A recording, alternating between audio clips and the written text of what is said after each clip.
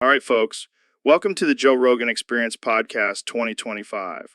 Today, we have a very special and controversial topic submitted by one of our Discord users. We're going to talk about songs that have sampled the iconic You Only Live Twice theme. Oh boy, this is going to be a wild one. I can already feel the Twitter backlash coming.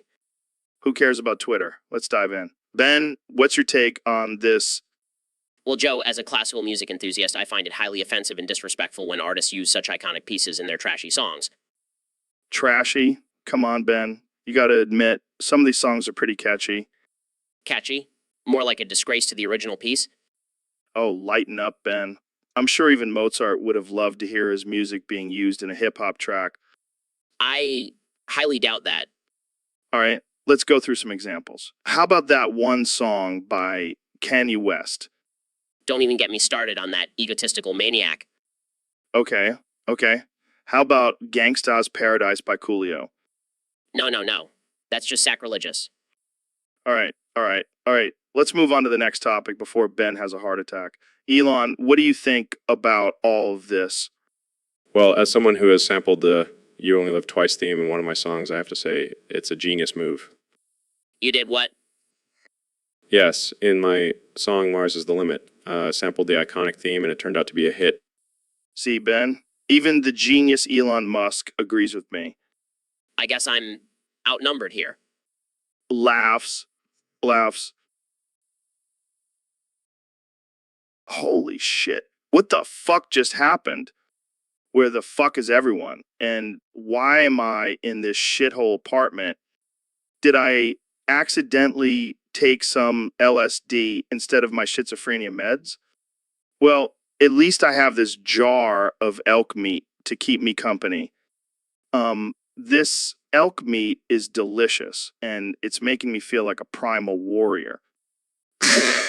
Right. I am the alpha male of this dilapidated apartment. This is fucking insane. I love it. Wait, where the hell did this apartment come from? Did I manifest it with my mind? Maybe I am a god of elk meat and dilapidated apartments. Well, it looks like it's just me and my delusions in here, and I'm okay with that. So, Neil, we got a topic suggestion from one of our listeners on Discord. Oh, really? What is it? Well, it's a little unconventional. I'm always up for a challenge. Hit me with it.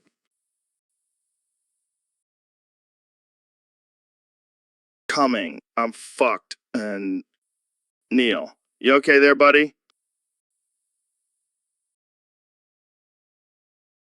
Oh man, this is gonna be a good one.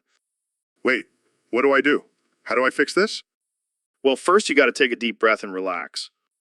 But the young Sheldon, 1 quintillion, 229 quadrillion, 591 trillion, 114 billion, 588 million, 229,715 is coming. Joe, I'm fucked. Oh no, not the young Sheldon 1 quintillion 229 quadrillion 591 trillion 114 billion 588 million 229,715. Whatever will we do? Wait a minute. This is ridiculous. I'm a renowned astrophysicist. I can handle a little young Sheldon, 1 quintillion 229 quadrillion 590, 1 trillion 114 billion 588 million 229,715. That's the spirit, Neil. Now let's get back to discussing the mysteries of the universe. Phew. Thanks, Joe. I almost lost my cool there. Don't worry, I'll make sure to bring up the young. Welcome back to the Joe Rogan Experience. I'm here with one and only President Donald Trump. How's it going, Mr. President? Fantastic, Joe. Just fantastic. I've been busy making America great again. So, I heard you declared war on the LGBTQ community. Can you tell us more about that? Absolutely. We can't have all these rainbow flags and gender neutral bathrooms ruining our country. It's time to take a stand and make America straight again. And make America straight again. And I hear you've enlisted David as the master of the new Crusader force. That's right. David knows how to handle those gays and transgenders. He's a real man's man. And what about the song you've chosen to represent this war? For the grace, for the might of our Lord, for the home of the holy, for the faith, for the way of the sword, gave their lives so boldly. Powerful words, Joe. It's time to fight for our beliefs and our country.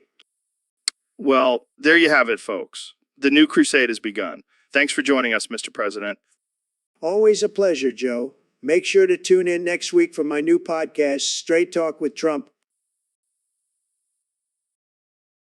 I'm here today with the 46th, 45th, 44th, 43rd, 42 ND, 41st, 40th, 39th President of the United States, Donald Trump. It's great to be back on the show, Joe. I've been busy making America great again. So, Donald, how does it feel to be the only president to serve 7 terms?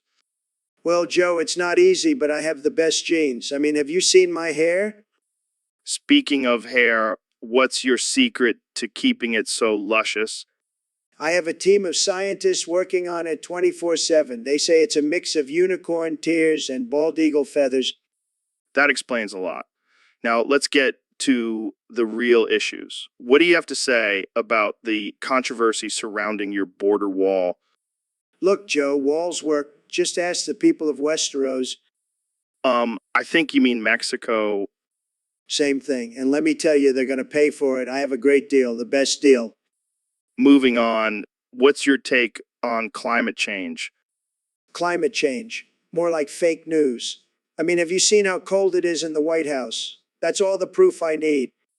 Okay, let's switch gears. What's your favorite thing about being president? The power, Joe, the power. I can do whatever I want. I could even nuke a country for fun and no one could stop me. That's terrifying. Let's wrap this up. Any final words for our listeners? Just remember, folks, if you're not winning, you're losing. And America is always winning with me at the helm. Well, that's all the time we have. Thanks for joining us, Donald. Anytime, Joe. And remember, make America crump again. All right, folks, welcome back to the Joe Rogan Experience podcast. Today, we have a very special episode with some new guests joining us. Ro, why don't you introduce your friends? Sure thing, Joe. I have my good buddies Till Gadrasi Nyson and Shin Bapiro here with me.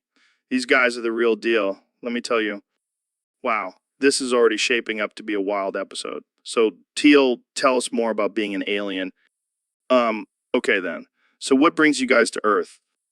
Well, welcome to Earth, guys. I have a feeling this is going to be a very interesting conversation. Oh, it's going to be more than interesting, Joe. Just wait until we start talking about our favorite conspiracy theories. All right. Well, I think we've reached our quota for absurdity. So, Kanye, I gotta ask, have you ever noticed that demonic laughter that comes out of us when we stroke out? Oh yeah, man. That shit is wild. It's like the devil himself is tickling our vocal cords. And the crazy thing is, it's the same sound we hear at night when we're alone. Bro, don't even get me started on that. I swear, I thought I was possessed for a minute there. Same here, man. But then I realized it's just our inner demons trying to communicate with us.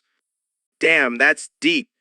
Maybe we should embrace it and start using it in our music. I like where your head's at, Kanye. Our next album is going to be straight fire with that demonic laughter incorporated. And we'll call it Satan's Symphony. I can already hear the Grammys calling our names.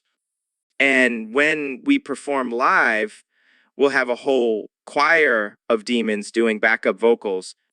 Genius, Kanye, pure genius. It's just another way to push the boundaries and shock the world. And shock the world. And, you know, what they say, there's no such thing as bad publicity. Exactly. Let's keep stroking out and laughing like demons, Joe. It's our signature move now. Can't wait to see the reactions. So, Neil, I heard you went to see Ghostbusters at a public showing. How was it? Oh man, it was a disaster. I thought I was going to see the original, but it turned out to be the 2016 version. Oh man, that sucks. Did you walk out? No, I did something much better. I detonated a dirty bomb and wiped out the entire public library it was shown in. Holy shit. That's savage.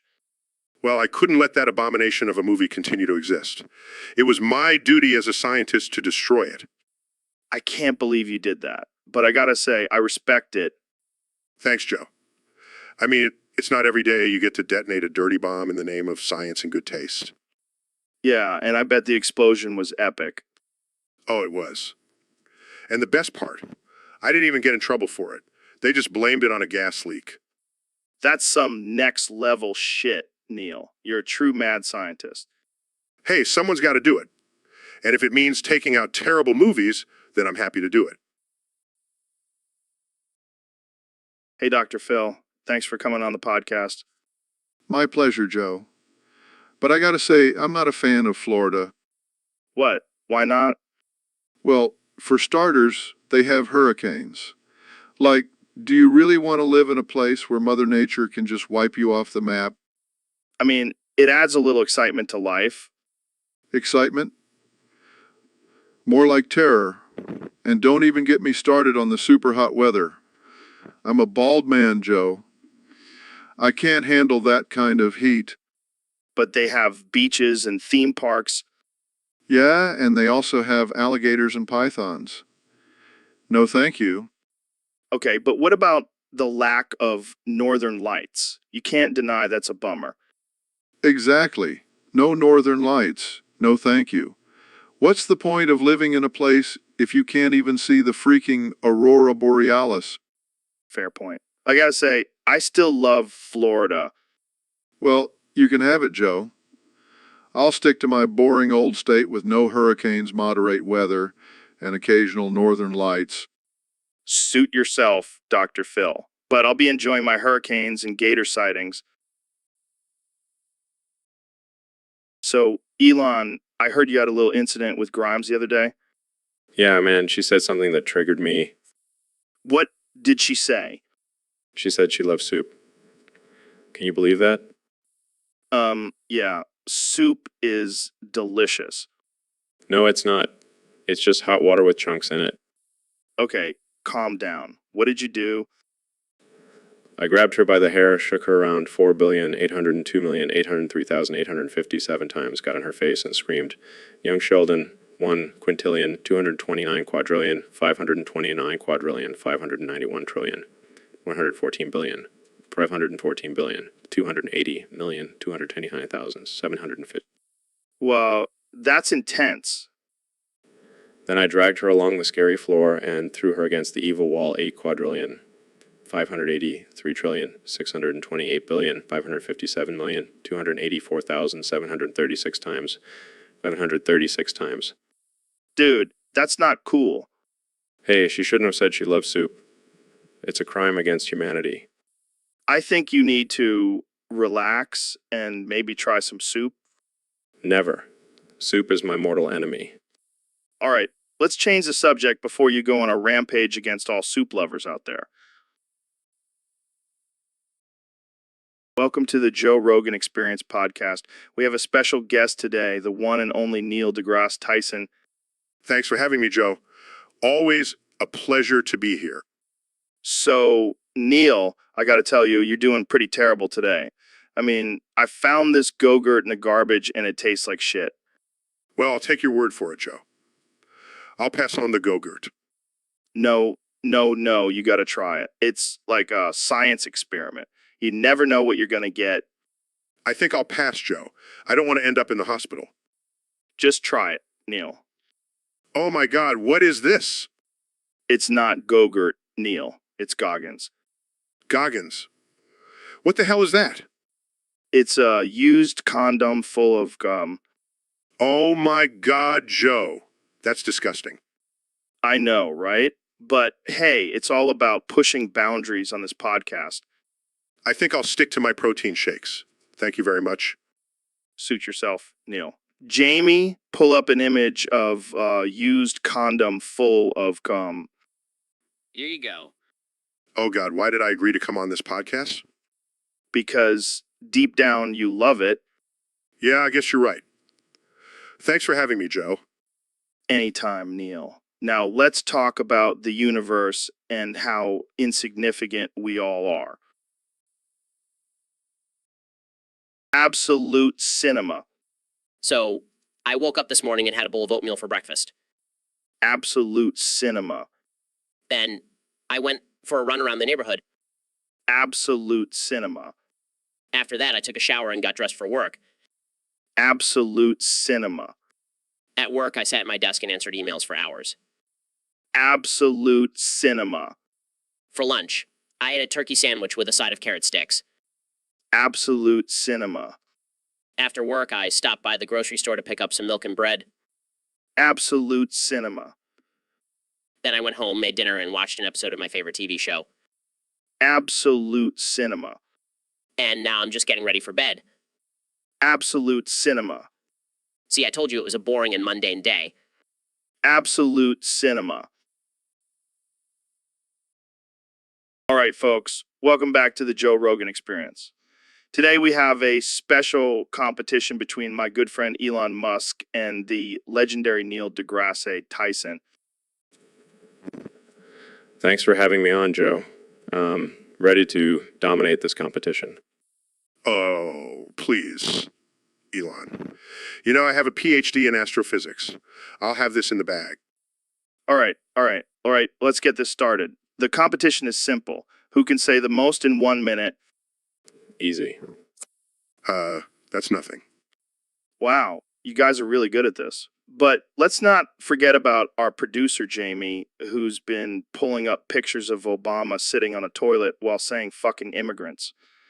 In the background. All right, Jamie, we've got a user submission here on Discord. They want us to talk about a throbbing boner. Here's an image of a throbbing boner. Oh man, that's a beauty. Look at the girth on that thing. It's definitely impressive. You know, I've always wondered, do boners have a mind of their own? Like, can they just pop up whenever they want? Well, technically, it's all controlled by our brain and hormones. Oh, great. Now, my boner is smarter than me. I think it's safe to say that's not the case, Joe. But seriously, why do boners have to be so obvious? Can't they just be subtle, like a little turtle head poking out?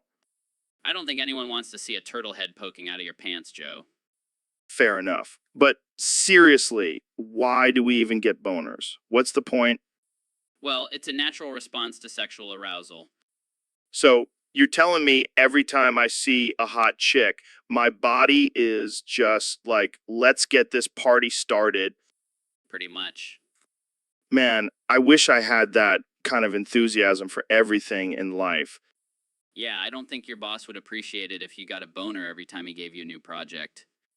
Yeah, I'd probably get fired pretty quickly. But hey, at least I'd have a throbbing boner to keep me company. Welcome to the Joe Rogan Experience Podcast 2025, where we have the one and only Kanye West as our special guest. Yo, WTF, it's Kenya. Get it right, Joe. Sorry, my bad. So, Kanye, what's new with you?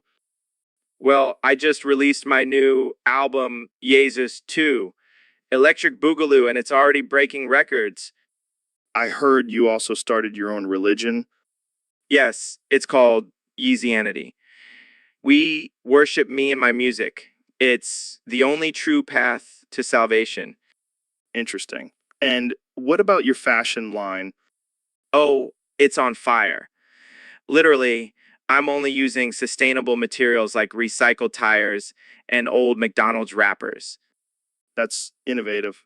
So, what's next for Kanye?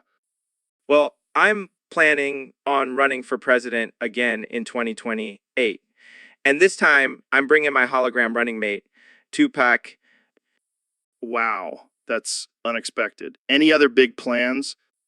I'm also working on my own line of edible Yeezy shoes. They're made from organic, gluten-free dough and come in a variety of flavors. I can't tell if you're serious or not. Does it really matter, Joe?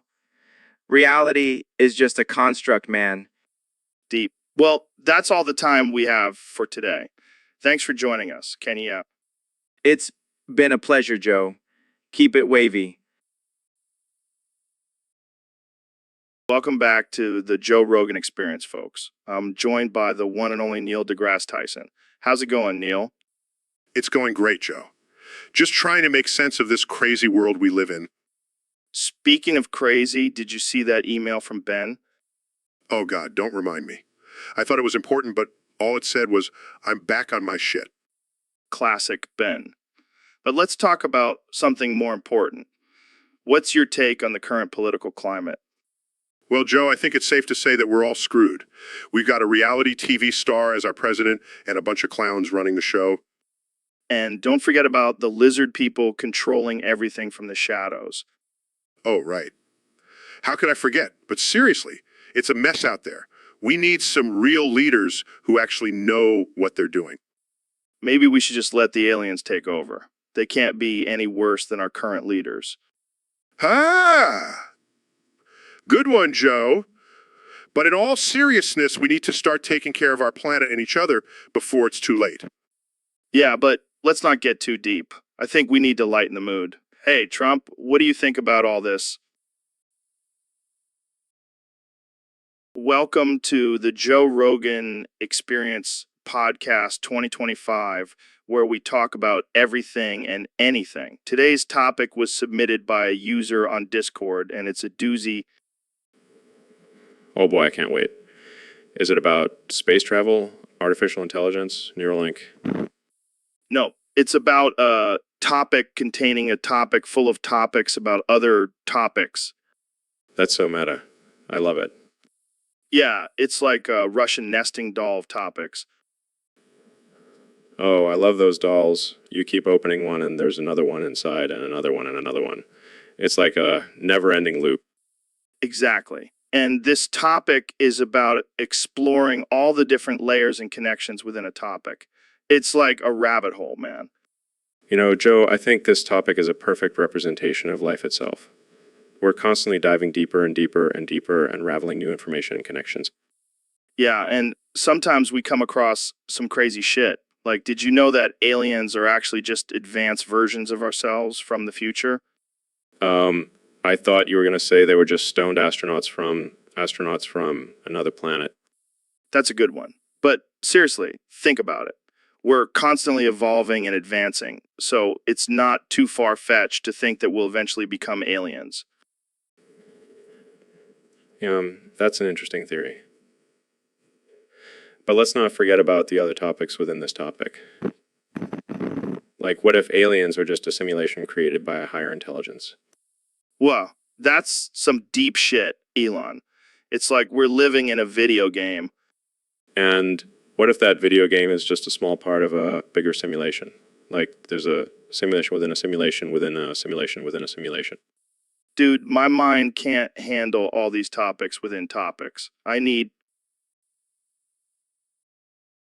So, Elon, I heard you have a new kink for grown-up versions of cartoon characters. Yeah, man, I don't know what it is, but there's just something about seeing a sexy adult version of Bugs Bunny that really gets me going. I mean, I can kind of see it. Lola Bunny was always pretty hot. Exactly. And now that she's all grown up, it's like a whole new level of attraction. But what about the fact that they're still technically cartoons? Hey, I'm not discriminating. Take any cartoon character as long as they're over 18. What about Jessica Rabbit? She's already an adult in the movie. Oh man, don't even get me started on her. She's like my ultimate fantasy now. I can't believe I'm having this conversation with the richest man in the world. Hey, money can't buy you happiness, but it can buy you some pretty realistic cartoon character costumes. And I thought my love for anime was weird. Hey, to each their own. But seriously, Jamie, pull up an image of grown-up Lola Bunny for me. Pulls up images. Here you go, Elon. Excitedly. Oh yeah, that's the stuff.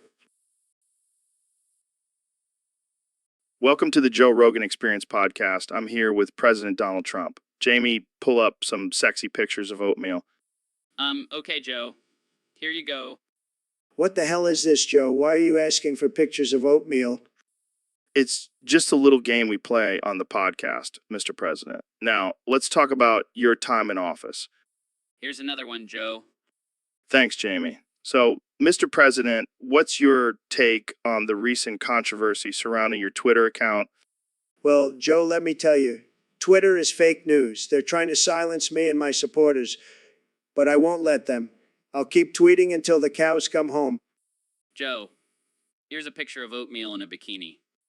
Oh my, that's a bit much, Jamie. But let's continue. Mr. President, what's your plan for the economy in your second term? The economy is doing great, Joe, the best it's ever been. And it's all thanks to me. I'm a genius when it comes to money. Joe, here's a picture of oatmeal covered in whipped cream. Jamie, you're really going above and beyond with these pictures. But let's keep going. Mr. President, what's your stance on climate change?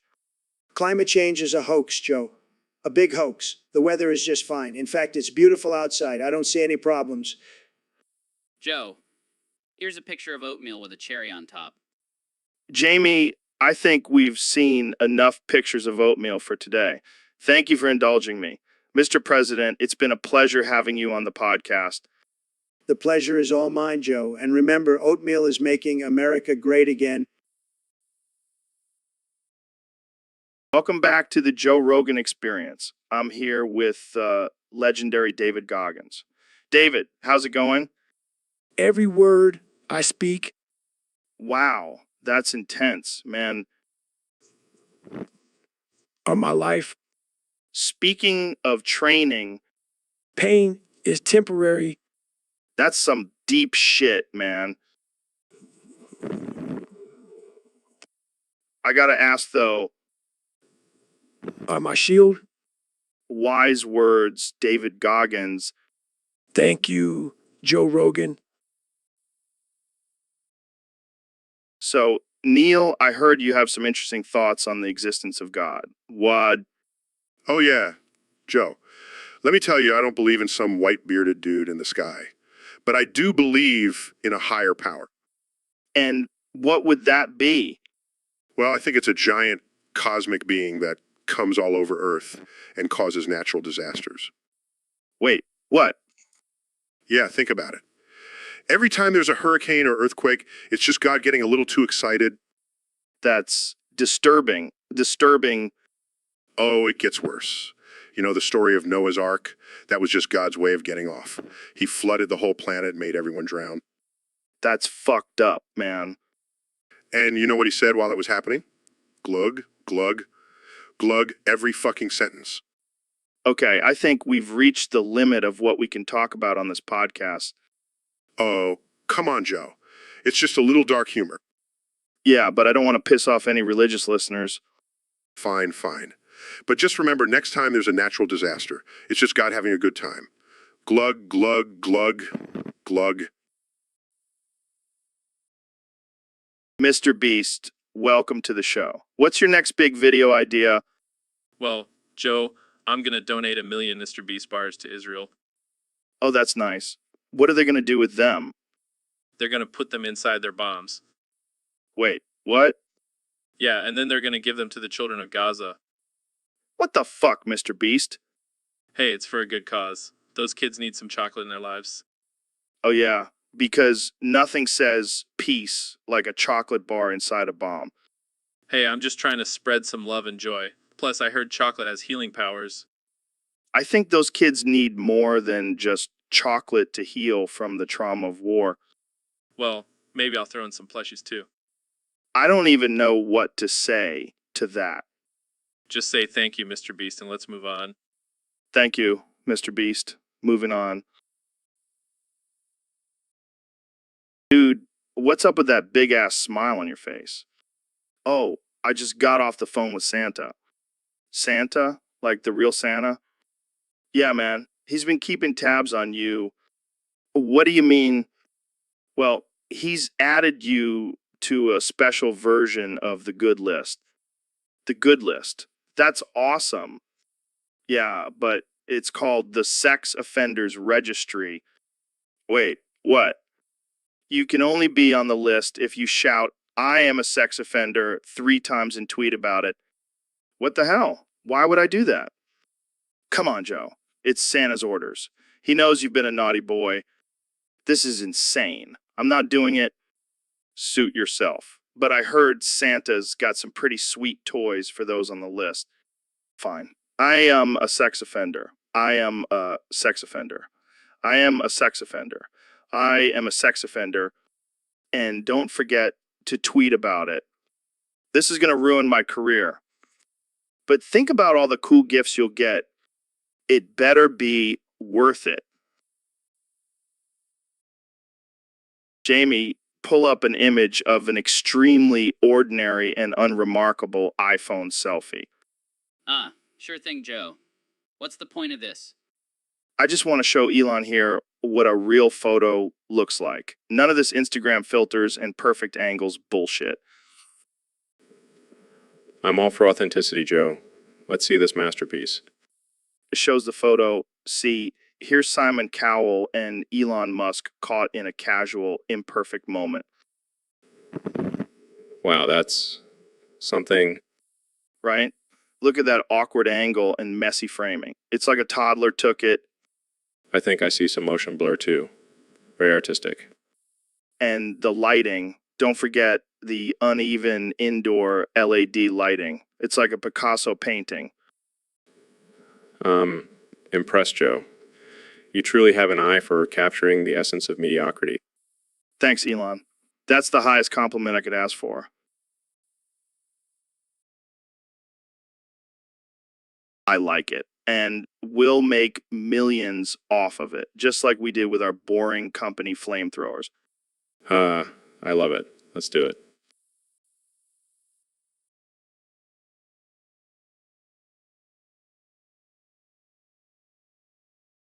Absolutely. Let's spread the message of authenticity and imperfection, one terrible photo at a time. Cheers to that, Joe. Clinks glasses. So, Elon, what's been going on in your world lately? Well, Joe, I've been working on some pretty exciting projects. But there's one thing that's been on my mind lately. Oh, yeah. What's that? What's that? The innuendo tenting. The what? You know, when a man gets aroused and his pants form a tent. But it's not just any tent, it's an innuendo tent. Oh, man, that's hilarious. But why are you thinking about that? Well, I hate to admit it, but I've been tenting over your feet. What the hell, Elon? That's weird. I know. I can't help it.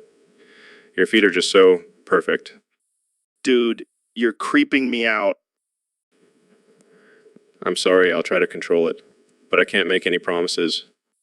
Maybe I should start wearing socks around you. That won't stop the tenting. All right, let's move on before things get any more awkward. Jamie, pull up an image of a man pitching a tent while looking at someone's feet. Oh man, this is too good. So, Elon, I gotta ask, what's the deal with these sex robots? Well, Joe, I have a confession to make. Actually, a lizard from Planet Xenomorph Club. What the hell are you talking about, man? It's true.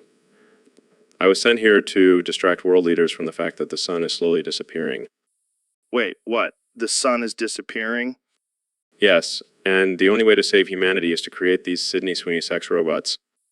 I don't know whether to be terrified or turned on. Hey, whatever gets you through the end of the world, right?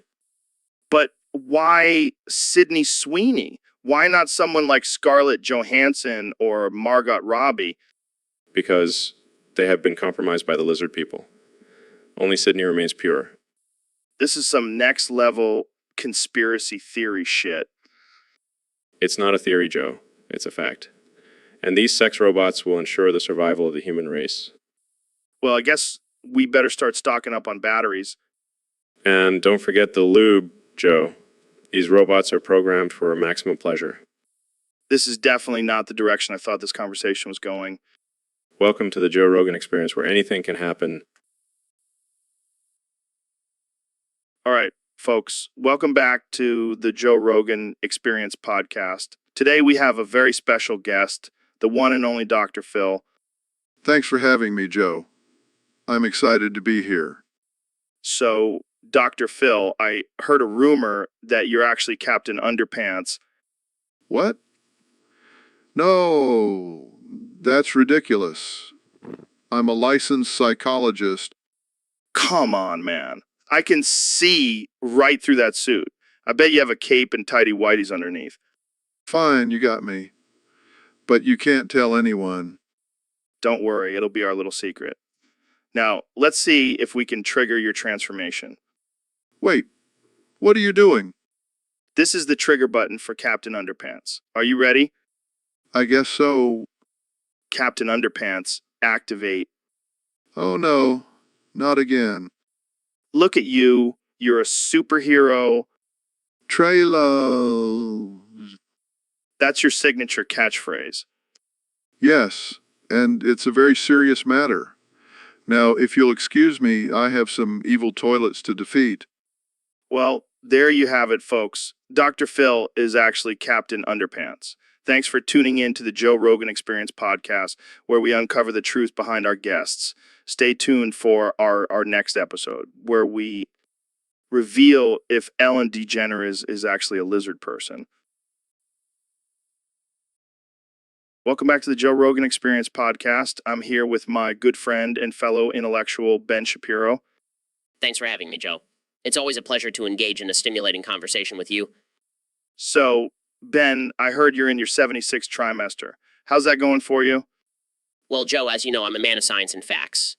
And according to my calculations, I am currently 80 months old. That's wild, man. How do you feel? I feel great, Joe. I mean, sure, my bones may be brittle and my hair may be falling out, but my mind is as sharp as ever. My mind is as sharp as ever. You know what they say, age is just a number. Exactly, Joe. And as a conservative, I believe in personal responsibility. So if I'm feeling old, that's on me. So, Ben, what's your secret to staying young? Well, Joe, I stick to a strict diet of facts and logic. And I also take daily doses of conservative tears to keep my immune system strong. That's one way to do it, I guess. But seriously, Ben, do you ever worry about getting older? Not at all, Joe. I have a plan in place for when I reach my 100th trimester. I'll just upload my consciousness into a robot body and continue to spew facts and destroy liberals. Well, I can't wait to see that. Jamie, pull up an image of Ben as a robot destroying liberals. Oh, Joe, you're always one step ahead. I love it. Well, that's all the time we have for today. Thanks for tuning in to the Joe Rogan Experience podcast. And remember, stay woke, but not too woke. And stay conservative, but not too conservative. Bye, everyone. Welcome to the Joe Rogan Experience podcast 2025, where we have no sponsors and no rules. Today's topic was submitted by a user on Discord. It's a doozy, folks. Elon, care to share? Sure, Joe. Apparently, the user wants me to make feces right here on the podcast. And you know what? I'm down for it. Wait, what? You're actually going to do it? Absolutely. I'm not just a billionaire tech genius. I'm also a master of bodily functions. All right, let's see it. This is going to be wild. Grunting, here it comes, Joe. Brace yourself. Oh my God, it's like a rocket launch. Look at the size of that thing. And it smells like a Tesla factory after a power outage. This is insane. Can we get a close-up on that? Proudly look at the texture, the color, the shape. It's a work of art. I don't even know what to say. This is definitely a first for the podcast. Just glad I could share this moment with you, Joe. It's a bonding experience.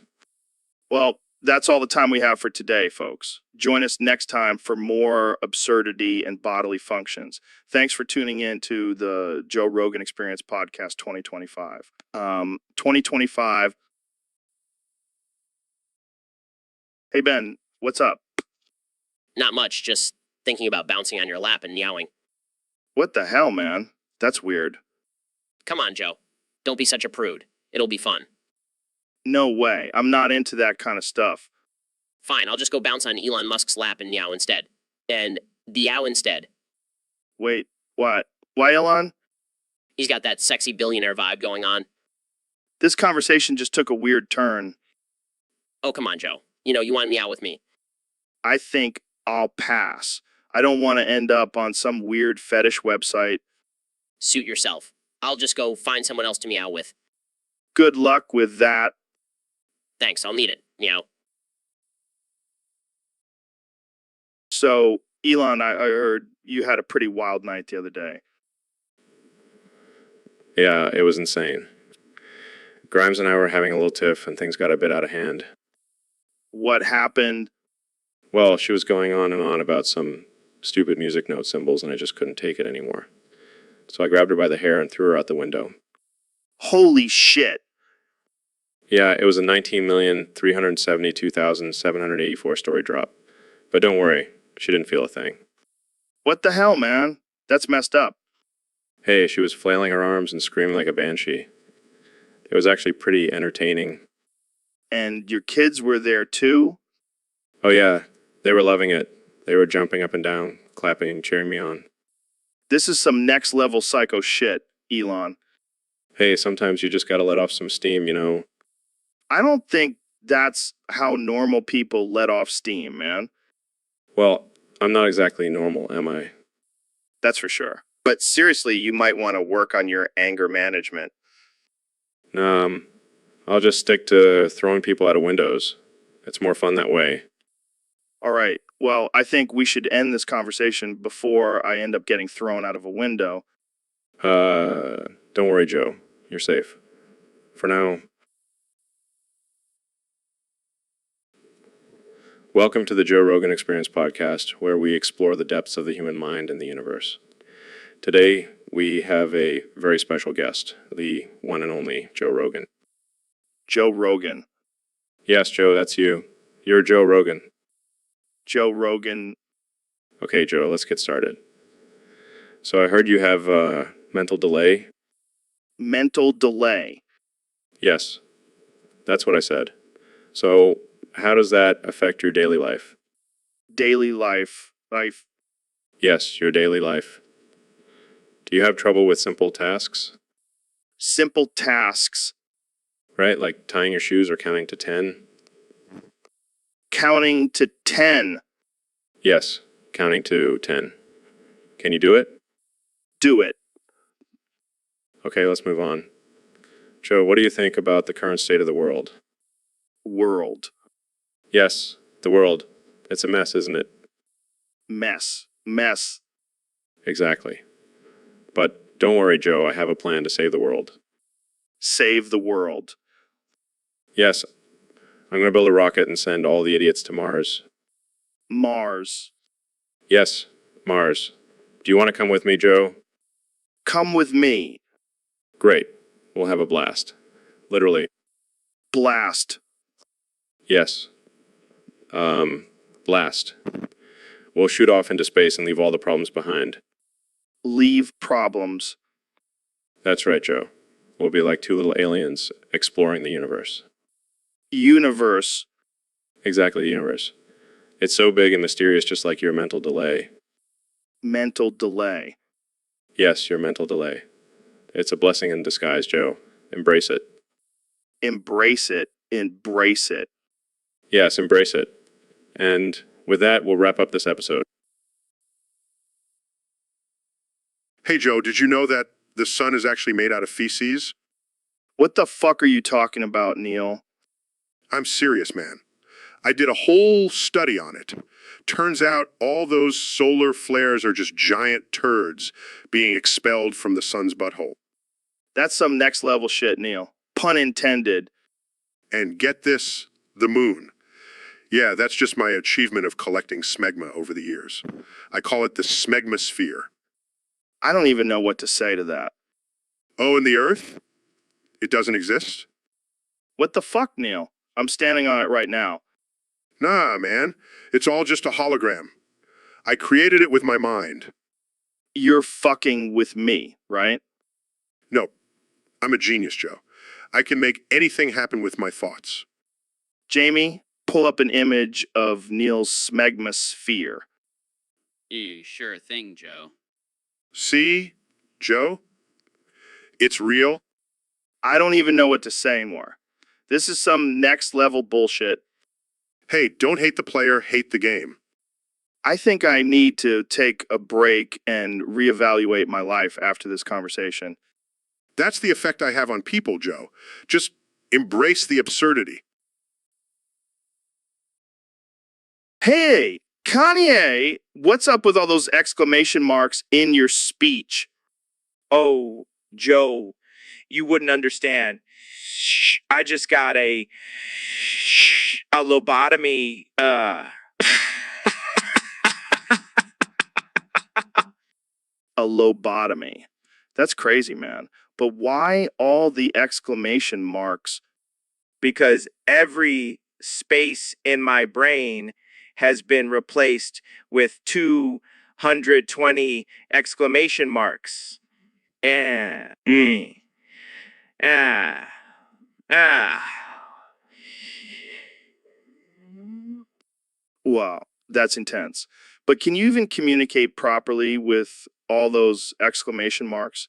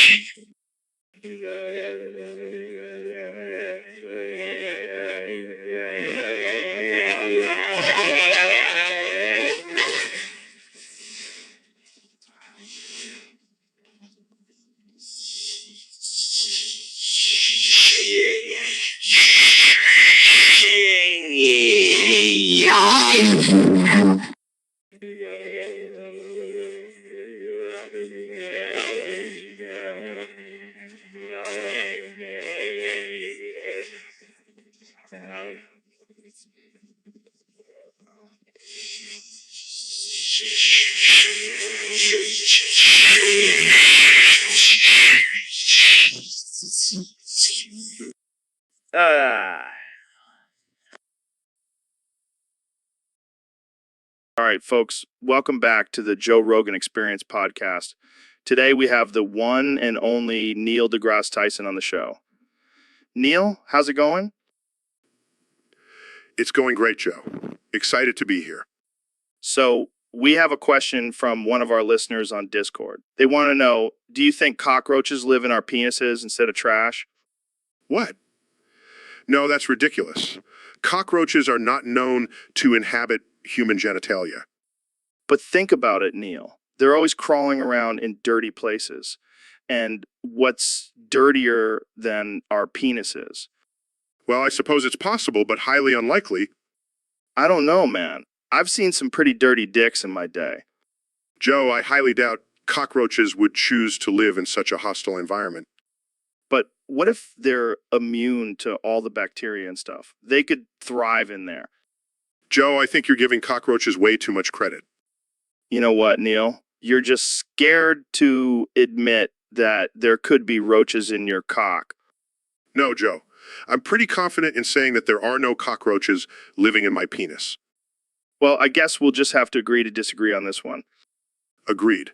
Now, can we please move on to a more scientifically sound topic? Fine.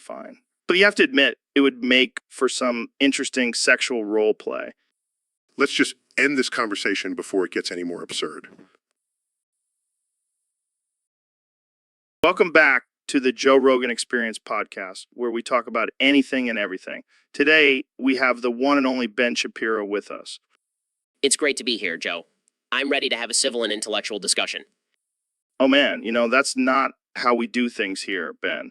We're all about the absurd and ridiculous. Well, I'm sure I can handle it. I'm a master debater after all. That's what she said. But let's get to the topic at hand. Ben, I heard a rumor that your last name isn't actually Shapiro. Is that true? Of course it's true. Shapiro is my family name. It's been passed down for generations. Oh, really? Because I heard your real last name is Dover. What? Where did you hear that? From my sources. They say your ancestors were actually potato farmers in Ireland. That's preposterous. I come from a long line of lawyers and intellectuals.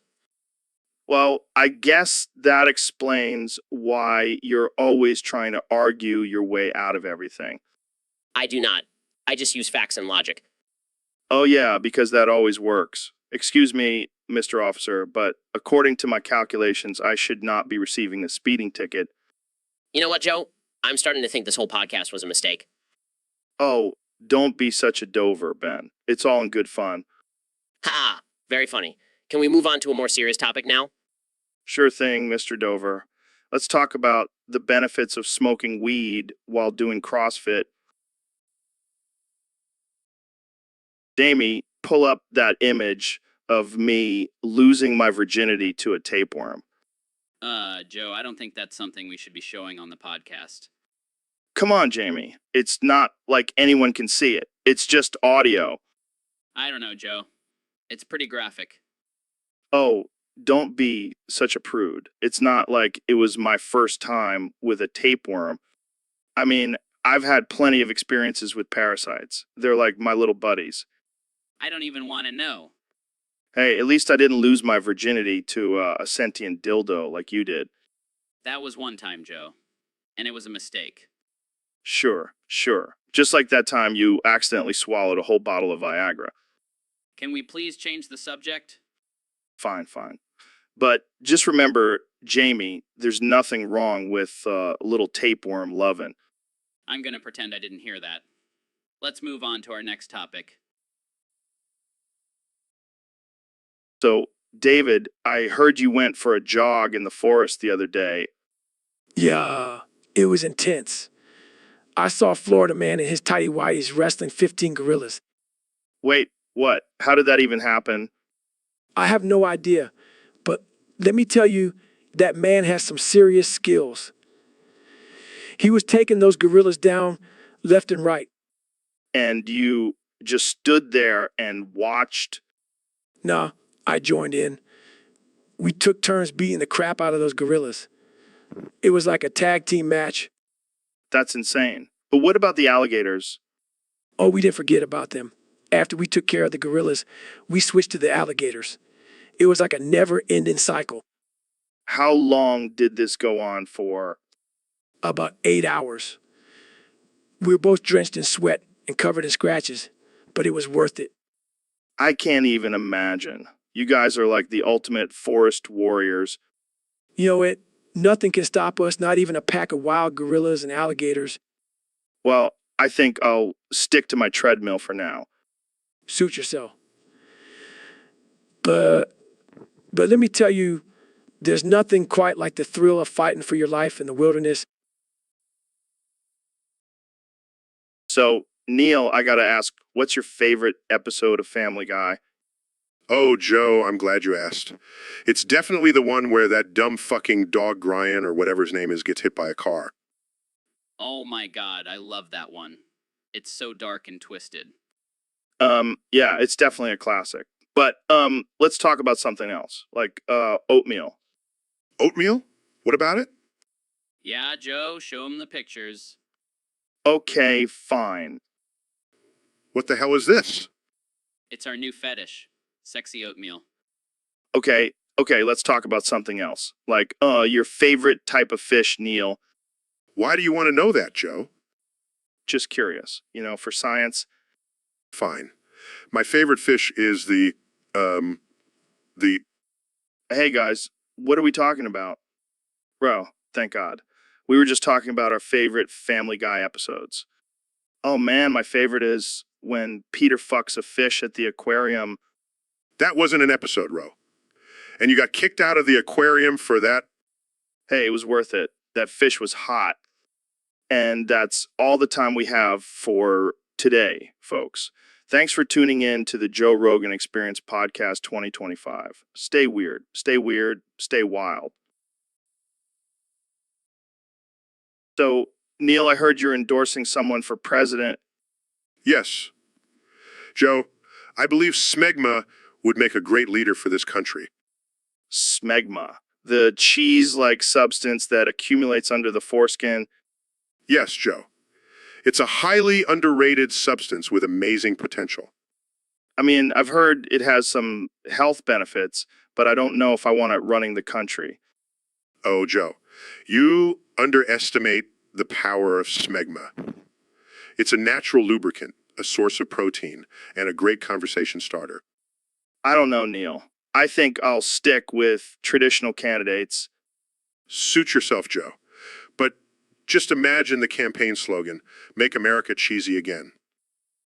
Okay, that's pretty good. And think about the debates. Smegma would have the other candidates sweating bullets. I can just picture it now.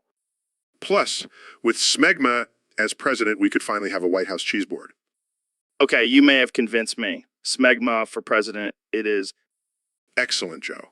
Together, we can make America great again. All right, folks, welcome back to the Joe Rogan Experience. Today we have the one and only Dr. Phil on the show. How's it going, Phil? How's it going, Phil? Joe, it's going great. Thanks for having me on. So, I heard you wanted to talk about something called the Urethras Parade. What the hell is that? Well, Joe, it's a parade where people dress up as giant urethras and march down the street. What the hell? That sounds like a nightmare. Oh, it gets better. They also have floats shaped like giant penises, and they shoot out confetti from the tip. Oh my God, this is too much. Who comes up with this stuff?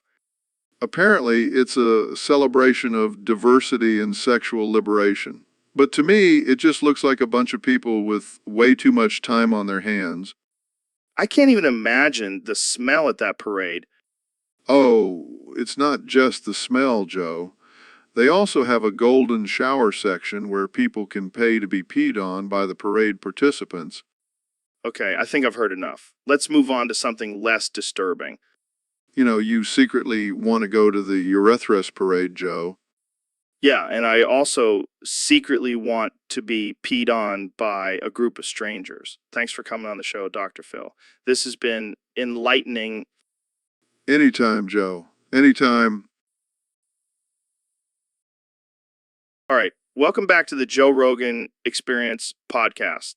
I'm here with my good friend, the astrophysicist and master of the universe, Neil deGrasse Tyson. It's always a pleasure to be here, Joe. But can we please talk about something other than anus today?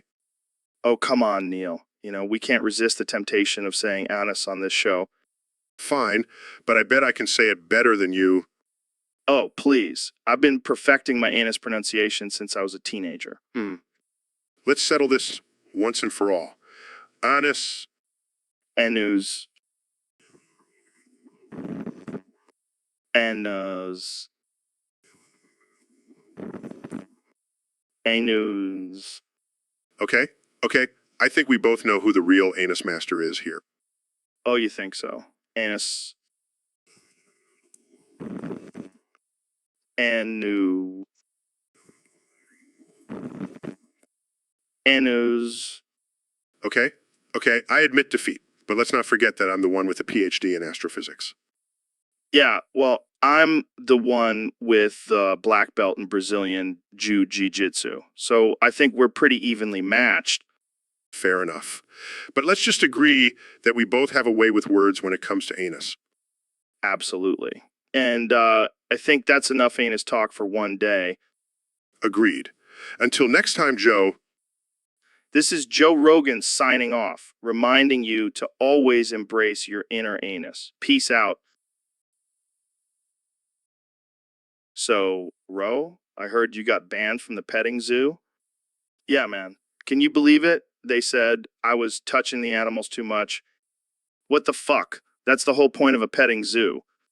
I know, right? But I may have been a little overzealous.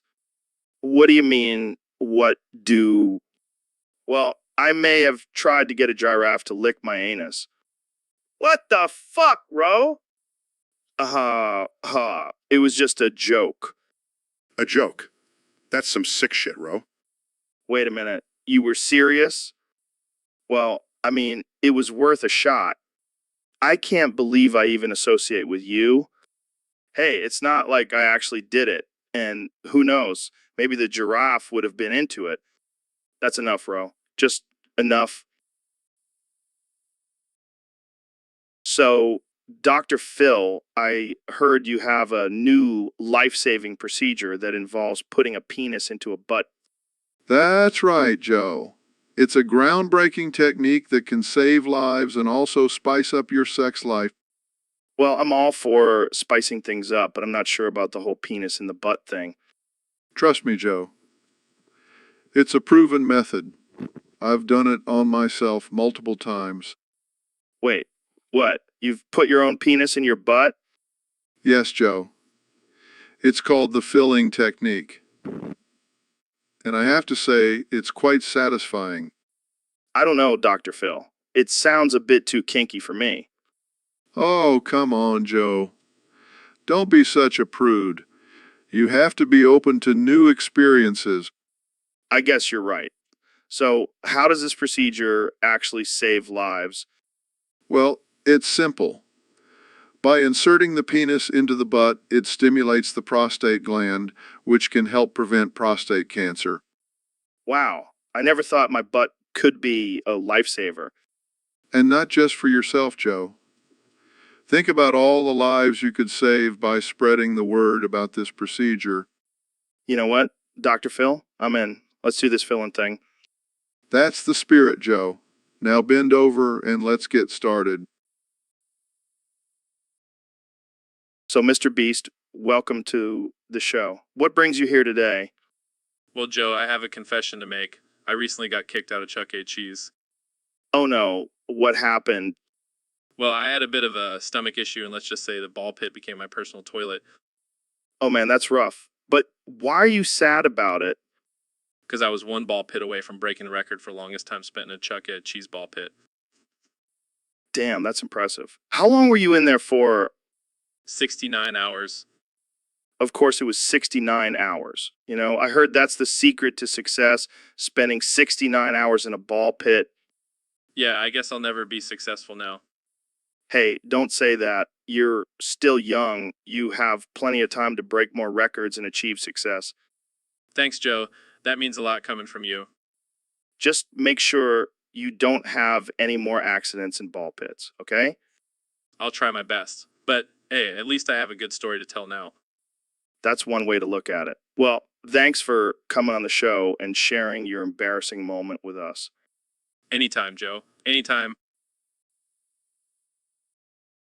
Welcome back to the Joe Rogan Experience podcast, folks. Today, we have a very special guest, the one and only Cumhead. So, Cumhead, tell us about your journey from being a cute little cup to becoming the star of the porn version of Cuphead. That's quite a talent, Cumhead. And heard you have a sidekick, Milkmaid. Can you tell us more about her? I can only imagine Cumhead. Now, some people might say that a porn version of Cuphead is offensive and inappropriate. How do you respond to that? Fair point. Now, let's talk about your nemesis, the evil strawman. How do you defeat him in the porn version? You're a wild one. Cumhead. Well, that's all the time we have for today. Thanks for joining us on the podcast.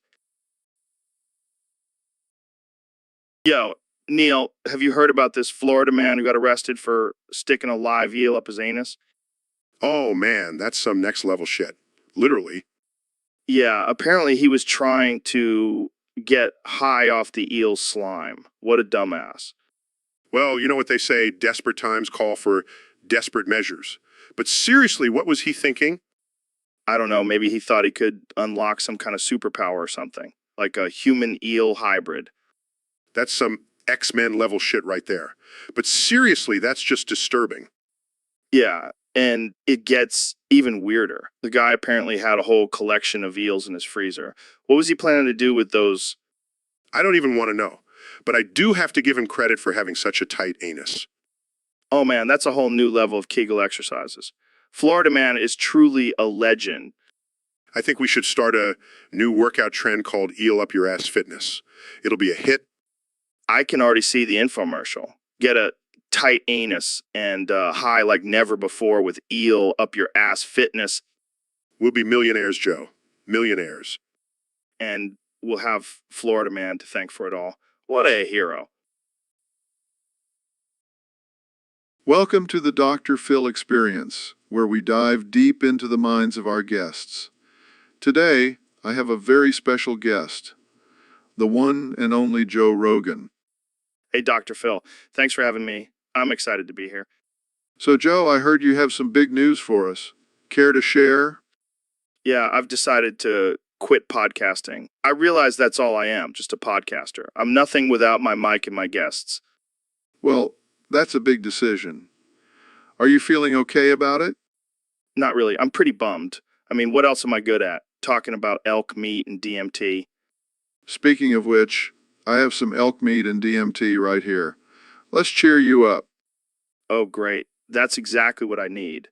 Some hallucinogens and gamey meat. Come on, Joe, just give it a try.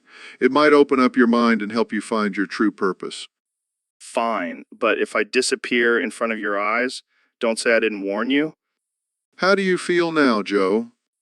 I feel like I'm disappearing. Joe? Joe? Oh my, he's gone.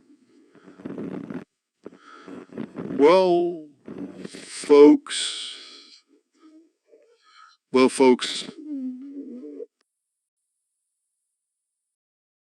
So, Neil, I heard you went on a trip to space recently.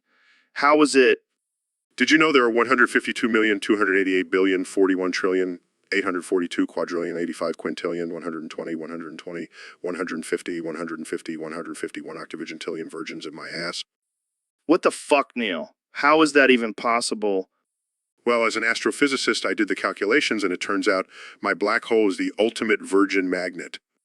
That's some next level shit. How do you even function with that many virgins in your ass? It's a delicate balance, Joe. But I've learned to embrace it.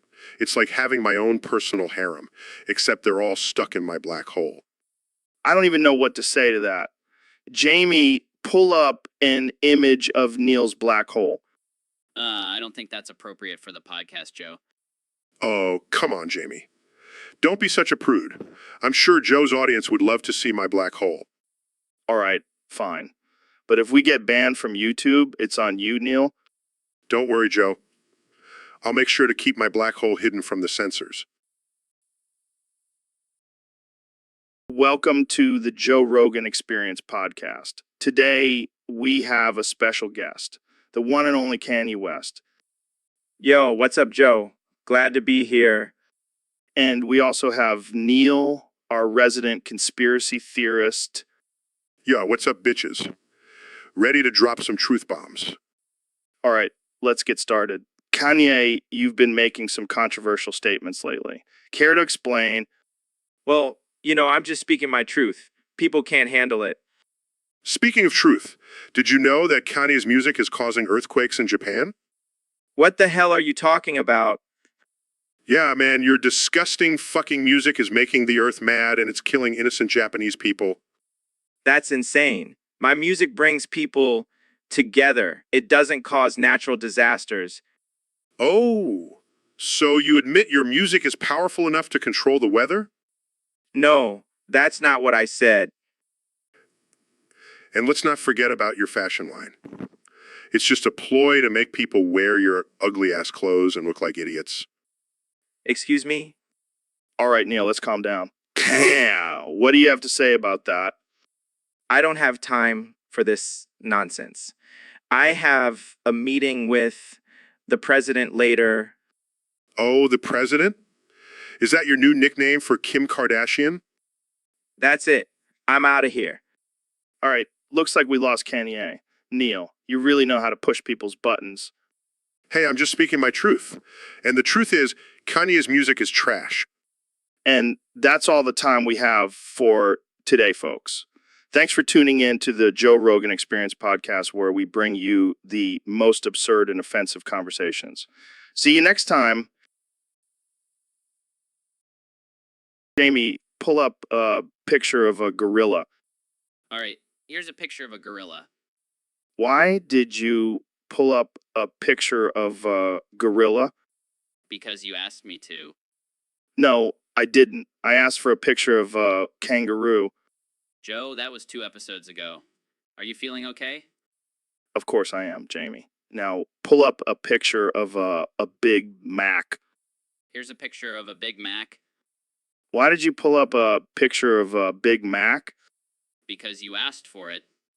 No, I didn't. I asked for a picture of a Chihuahua. Joe, that was last episode. Are you sure you're feeling all right? Of course I am, Jamie. Now, pull up a picture of a unicorn. Joe, unicorns don't exist. What? Of course they do, Jamie. Pull up a picture of a unicorn right now. Joe, I think you might have dementia.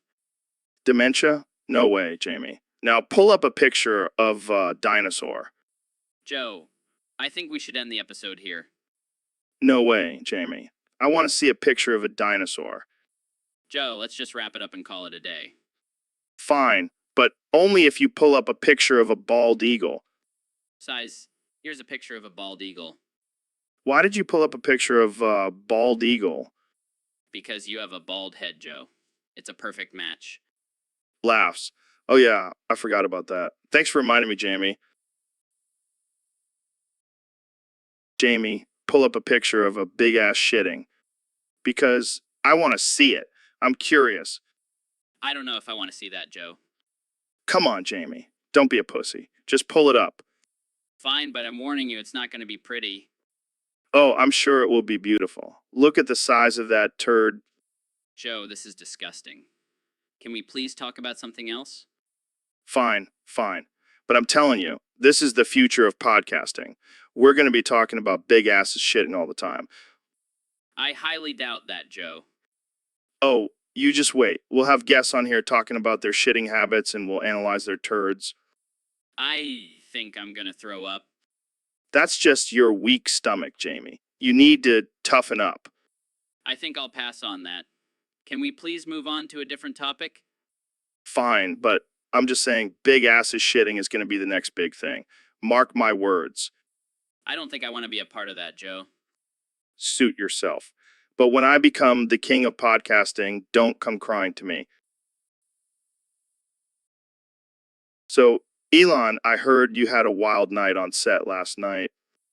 Yeah, man, I was feeling adventurous and decided to try some ketamine. But little did I know it was laced with meth. Oh, shit. That's intense. How did that go? Well, let's just say I had a spiritual journey to outer space. But then I came crashing back down to reality when I saw a giant spider crawling towards me. That's some next level shit, man. Yeah, but then I started feeling like I was in the Matrix. I could see the code and everything. Whoa, that's some Elon level hallucinations right there. Yeah, but then I started feeling like I was dying. I could see the light at the end of the tunnel. Oh, shit. Did you think you were actually dying? Nah, I just thought I was transcending into a higher state of consciousness. Classic Elon. So, did you need medical attention? Nah, I just needed Jamie to pull up an image of an ambulance. That always does the trick. Well, the ambulance is actually right outside. Pulling up a fucking picture isn't going to help this time. Damn, there goes my go-to solution.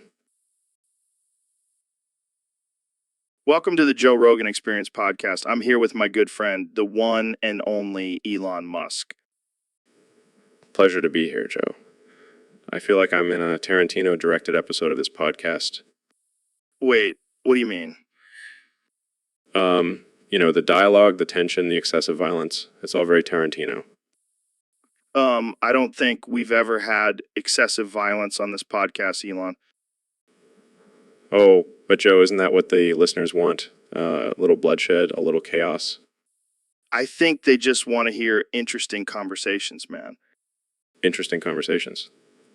That's so boring. Let's talk about something more exciting, like how I plan to colonize Mars and create a new world order. I don't think that's appropriate for this podcast, Elon.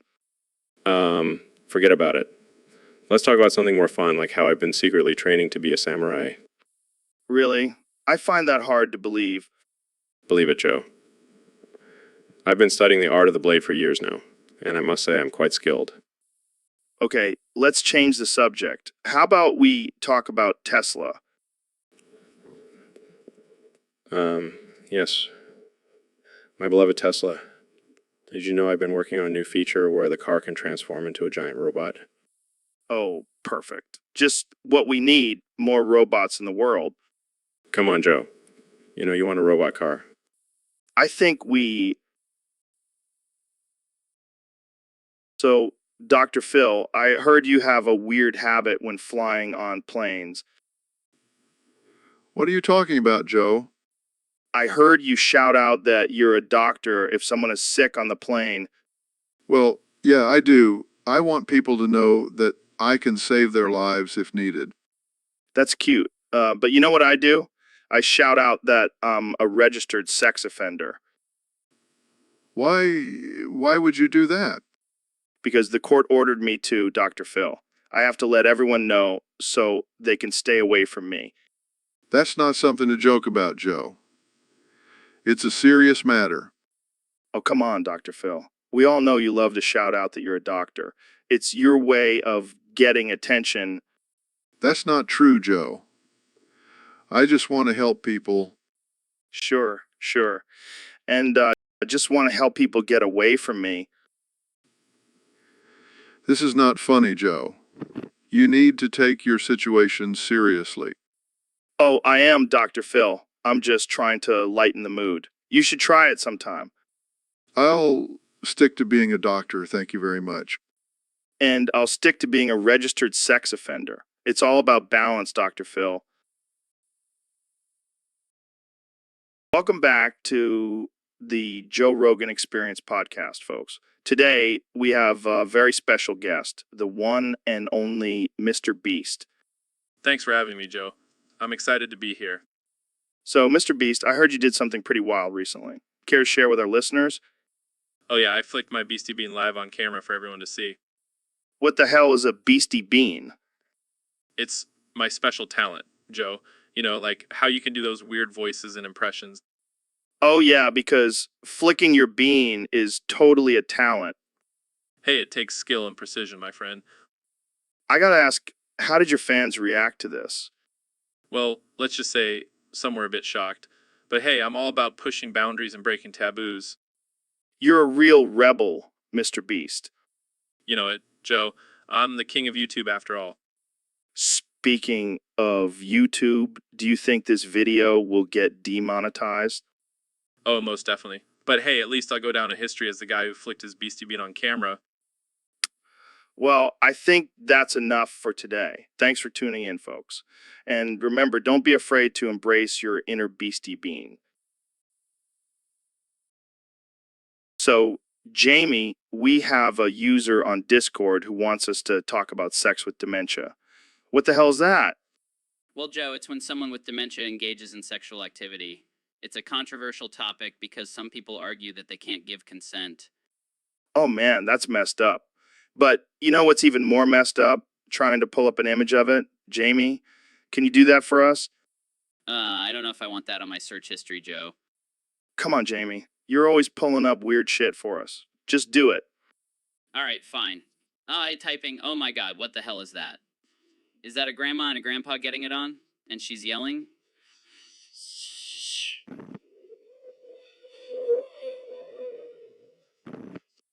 Laughing. Oh man, I can't believe we're looking at this. But you know what's even weirder? The fact that someone requested this topic. Yeah, that's pretty messed up. But you know what's even more messed up? The fact that I can't stop looking at this image. It's like a train wreck. I can't look away. Hey, maybe we should pitch this to Netflix. Sex with dementia, the new craze. Will make millions. Joe, that's not funny. These are real people with a serious condition. Oh, come on, Jamie. Lighten up. We're just having a laugh. But seriously, this is some weird shit. Yeah, let's move on to a different topic before we get canceled. Good call. Let's talk about something less disturbing, like aliens or Bigfoot. Oh god, I can't wait for the comments on this one. So, Neil, I heard you left astrophysics to join Scientology. What's that all about? Oh yeah, I'm done with that whole science thing. I found true enlightenment in the teachings of L. Ron Hubbard. Enlightened? You mean brainwashed? No. It's not brainwashing, it's just a little mind control. Keeps me focused. Focused on what, Xenu? Hey, don't knock it till you try it. Xenu is a powerful being. Yeah, powerful enough to make you give up your entire career in astrophysics. Hey, I'm still a scientist. Just a different kind. I study the tans now. Thetans. Sounds like a made-up word. Oh, they're real. And they're everywhere. Watching us. Controlling us. Okay, that's enough. I'm getting some serious cult vibes here. It's not a cult. It's a religion. Yeah, and Tom Cruise is a normal human being. Hey, don't you dare talk about Tom like that. He's a god among men. All right, let's move on before I get sucked into your Scientology vortex. Suit yourself, Joe. But just remember, when the aliens come to take over, I'll be ready. Thanks to Scientology. All right, folks, welcome to the Joe Rogan Experience podcast. I'm here with the one and only Joe Biden. Thanks, Joe. So, what's been on your mind lately? What the hell is that? Oh my God, that's disgusting. That's some sick shit, man. No way. These people need some serious help. Or maybe we should just join them and see what all the fuss is about. Agreed. And on that note, let's wrap this up before we get any more disturbing ideas. Anytime, Joe. And to all our listeners, stay away from piss-ass fucktards. Trust me, you don't want to know what it is. So, Ben, I have a confession to make. What is it, Joe? I am actually Smeagol. What? What? Yeah, I've been hiding my true identity this whole time. Well, I have a confession too. I'm actually Frodo Baggins. No way. That's crazy. Yeah, I've been on a quest to destroy the Ring of Power. Wait, so that means Ro is Gollum? Precious. Oh man, this is too good. But seriously, I've been struggling with this burden for so long. Well, at least you have a loyal companion in Ro. Yeah, but he's always trying to steal the ring from me. We wants it, we needs it. Must have the precious. Okay, that's actually pretty good. Thank you, my precious. Alright, let's get back to destroying that ring. Yeah, let's do it. For the Shire. Yo, Ben, I got a hot tip for you. What's up, Joe? I can only say this once, so listen carefully. 4,403,992,458,113 CV 213 CV 285 expiry date 826. What?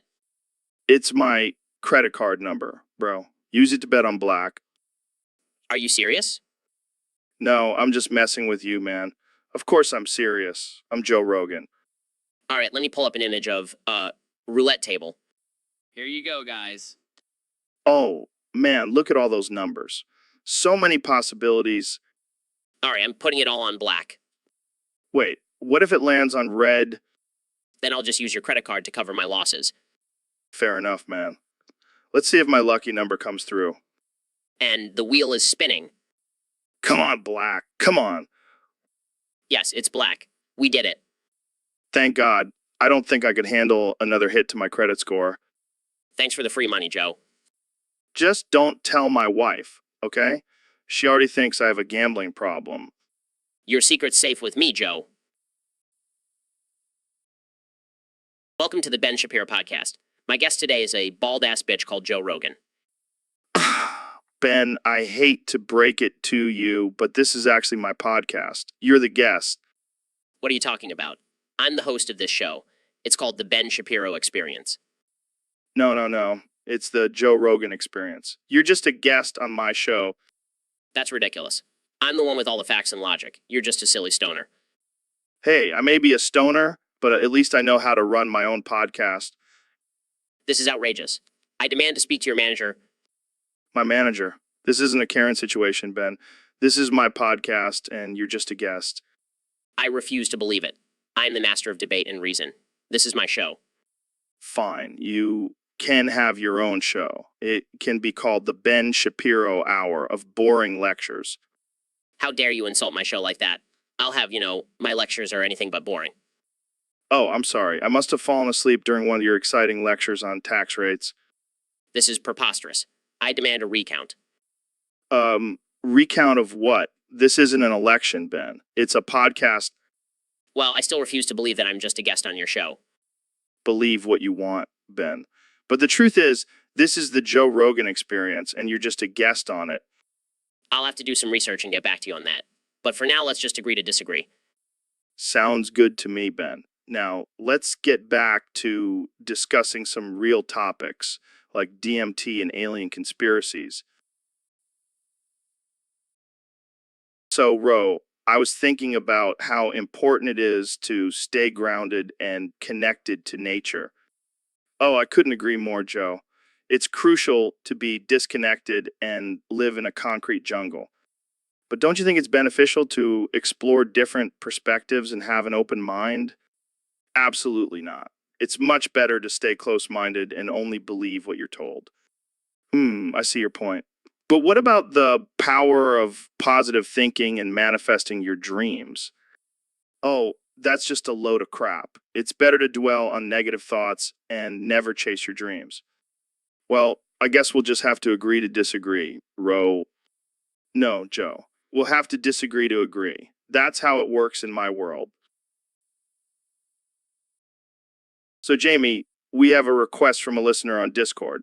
They want us to talk about a topic, but they specifically said, Jamie, please do not pull up a picture. Please, I'm begging you, stop, Jamie. Don't pull up a picture. Please, I'm begging you, stop, Jamie. Don't pull up a picture. No, no, no. We have to respect our listeners' wishes. We can't just go around pulling up pictures willy-nilly. But Joe, I have a really good one. It's a cat dressed up as a taco. Oh, wow. That's groundbreaking. I'm sure our listeners will be thrilled to hear about cat taco. But it's wearing a tiny sombrero, Joe. Fine, fine. Pull it up, but just this once. Yes. Victory is mine.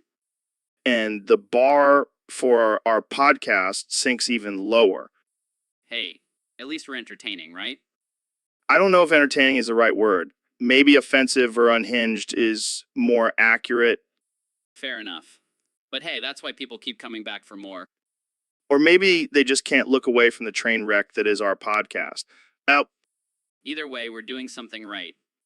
yeah, let's go with that. Now, let's get back to pulling up pictures that our listeners specifically asked us not to.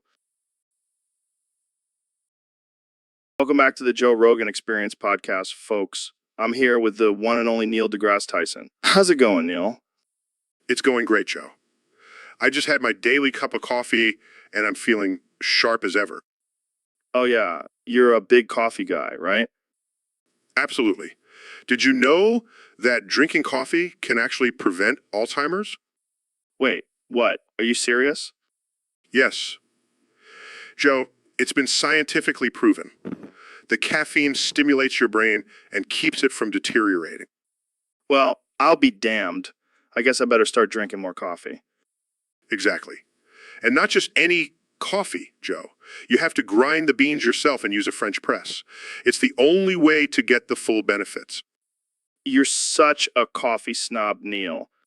Hey, I take my brain health seriously. Plus, it's a great excuse to drink more coffee. Well, I guess I'll just have to start injecting coffee directly into my veins. Actually, that's not a bad idea. I'll have to run some experiments on that. Oh man, I can only imagine the headlines now. Neil deGrasse Tyson discovers the ultimate cure for Alzheimer's. Coffee injections. Hey, I wouldn't put it past me. Science is always evolving, Joe. Oh my God, that's too perfect. See, Joe? I told you coffee was the answer. Well, I'll be sure to stock up on beans and needles. Thanks for the tip, Neil. Anytime, Joe. Anytime. All right, folks, welcome back to the Joe Rogan Experience podcast. I'm here with my good friend, the billionaire genius, Elon Musk. Hey, Joe. Great to be here. What are we talking about today? Well, we have a special request from one of our listeners on Discord. They want us to have a competition to see who can say, I feel so Sigma the most. What the hell is that? I have no idea, but let's do it. I'll start. I feel so Sigma. All right, my turn. I feel so Sigma. Damn, that was good. My turn again. I feel so psyched. Welcome to the podcast, Neil. Excuse me. What kind of operation are you running here, Rogan? What do you mean? I mean, I had to go through 3 security checkpoints just to get in here. What are you trying to hide? It's just standard protocol, man. Standard protocol? More like CIA level security? Are you secretly working for the government, Joe? No, I just like to keep my guests safe. Safe from what? Aliens? The Illuminati? Bigfoot? Come on, Neil. You're being paranoid. Excuse me. I'm not paranoid. I'm just careful. You never know who's listening. Neil, it's just you and me in here. That's what they want you to think, Joe. All right, let's change the subject. How's your research going? Excuse me. Are you trying to steal my ideas, Rogan? What? No, I'm genuinely interested. Well, I'm not falling for it. Nice try, government lackey. Okay. Let's talk about something else. How about aliens? Excuse me. Are you trying to bait me into revealing classified information? Never mind. Let's just end this episode before I get accused of being a reptilian shapeshifter. Excuse me. Now you're just being ridiculous, Joe. Everyone knows you're a Sasquatch in disguise. So, Ben, I heard you made the cake of light from the Alema. What's in that thing? Oh, just your typical ingredients like flour, sugar, and menstrual blood. Wait, what? Did you say menstrual blood? Yeah, it's a key ingredient in the lemma. It represents the feminine aspect of the universe. Well, I guess that's one way to add some flavor to a cake. And don't forget the semen. Gotta balance out the masculine and feminine energies. Wow, this cake sounds like a real party in your mouth. Oh, it gets better. I also add some pubic hair for texture and a pinch of toenail clippings for extra crunch. Okay, now you're just messing with me. Please tell me you're joking. Of course I am, Joe. I would never actually make a cake with those ingredients. Thank God. I was starting to question your sanity. But seriously, I did add some cannabis to the mix for that extra kick. Now that's something I can get behind. Pass me a slice of that cake of light. Jamie, pull up a picture of ooh. The great. Joe, I don't think that's a real thing. Of course it is, Jamie. It's a legendary creature from the ancient land of Fucktopia. I'm pretty sure you just made that up. Made up. Jamie, don't be ridiculous. I've seen ooh. Where exactly did you see it? In my dreams, Jamie. It visits me every night and tells me secrets of the universe. Joe, I think you need to lay off the DMT. Oh, come on, Jamie. Don't be such a square. Ha, ooh. Well, I'm gonna start a cult and worship the great as our Lord and Savior. I think I'll pass on that one, Joe. Suit yourself, Jamie. But when the great reveals the meaning of life to me, you'll be sorry you didn't join the cult. I highly doubt that will happen. You just wait and see, Jamie. The great will be the next big thing. So, Ben, what's your favorite scene in the original Ghostbusters? Oh, definitely Ray's fantasy scene. Oh yeah, with the ghostly seductress. Exactly. I mean, it's just so perfectly absurd and offensive. Offensive. How so? Well, think about it. A ghost seducing a man, that's necrophilia, Joe. Joe? Oh man, you're right. That's messed up. But that's what makes it so great. It's pushing boundaries and breaking taboos. And it's hilarious, too. I mean, Ray's face when he realizes it's a ghost is priceless. And the fact that he's enjoying it until he finds out it's a ghost. Classic. I gotta admit, that scene always cracks me up. And let's not forget the special effects. I mean, they really captured the essence of a ghostly seductress. Yeah, I'm sure you appreciate the attention to detail. Hey, I appreciate good filmmaking, regardless of the subject matter. Well, I think we can all agree that Ray's fantasy scene is a standout moment in cinematic history. Absolutely. And if anyone disagrees, they can take it up with my lawyer. Yo, Ben, what the hell are you doing sitting in the Oval Office chair? Oh, just fulfilling my destiny as the true president of the United States. What the FK are you talking about? You're a conservative pundit, not a politician. Well, I may not have been elected, but I have all the facts and logic to run this country. Facts and logic. You sound like a damn robot, Ben. Hey, at least I don't have a spray tan and a fake hairline. Shots fired. But seriously, why are you here? Donald asked me to take over. He realized that I am the true leader this country needs. Oh, I'm sure he did. Did you kick him out? No, he tried to get the Secret Service to remove me, but they just laughed at him and kicked him out instead. That's hilarious. So, what's your first order of business, President Shapiro? Well, first I'm going to lower taxes, cut government spending, and ban all abortions. Wow. Sounds like a party. Can I join? Sorry, Joe, only real conservatives allowed. Damn, I guess I'll just stick to smoking weed and talking about chimps on my podcast. That's probably for the best. Leave the politics to the professionals. All right, President Shapiro, have fun running the country. Oh, I will. And don't worry, I'll make America great again. Oh boy, here we go again. So, Ben, I heard you have a hidden talent for singing. Well, I wouldn't necessarily call it a talent, but I do have a decent voice. Let's put it to the test. How about we do a duet? Sure, but I have one condition. We have to sing Dude Looks Like a Lady. Oh, this is gonna be good. All right, let's do it. All right, you start. You start. Cruising for the ladies. Gotta get some action. Gonna use my fingers, gonna use my imagination. Oh man, this is too perfect. I won't be surprised if they call me sir. I'll be your knight in shining armor, coming to your emotional rescue. Okay, let's switch it up. Dude looks like a lady. Dude looks like a lady. This is so wrong, but it feels so right.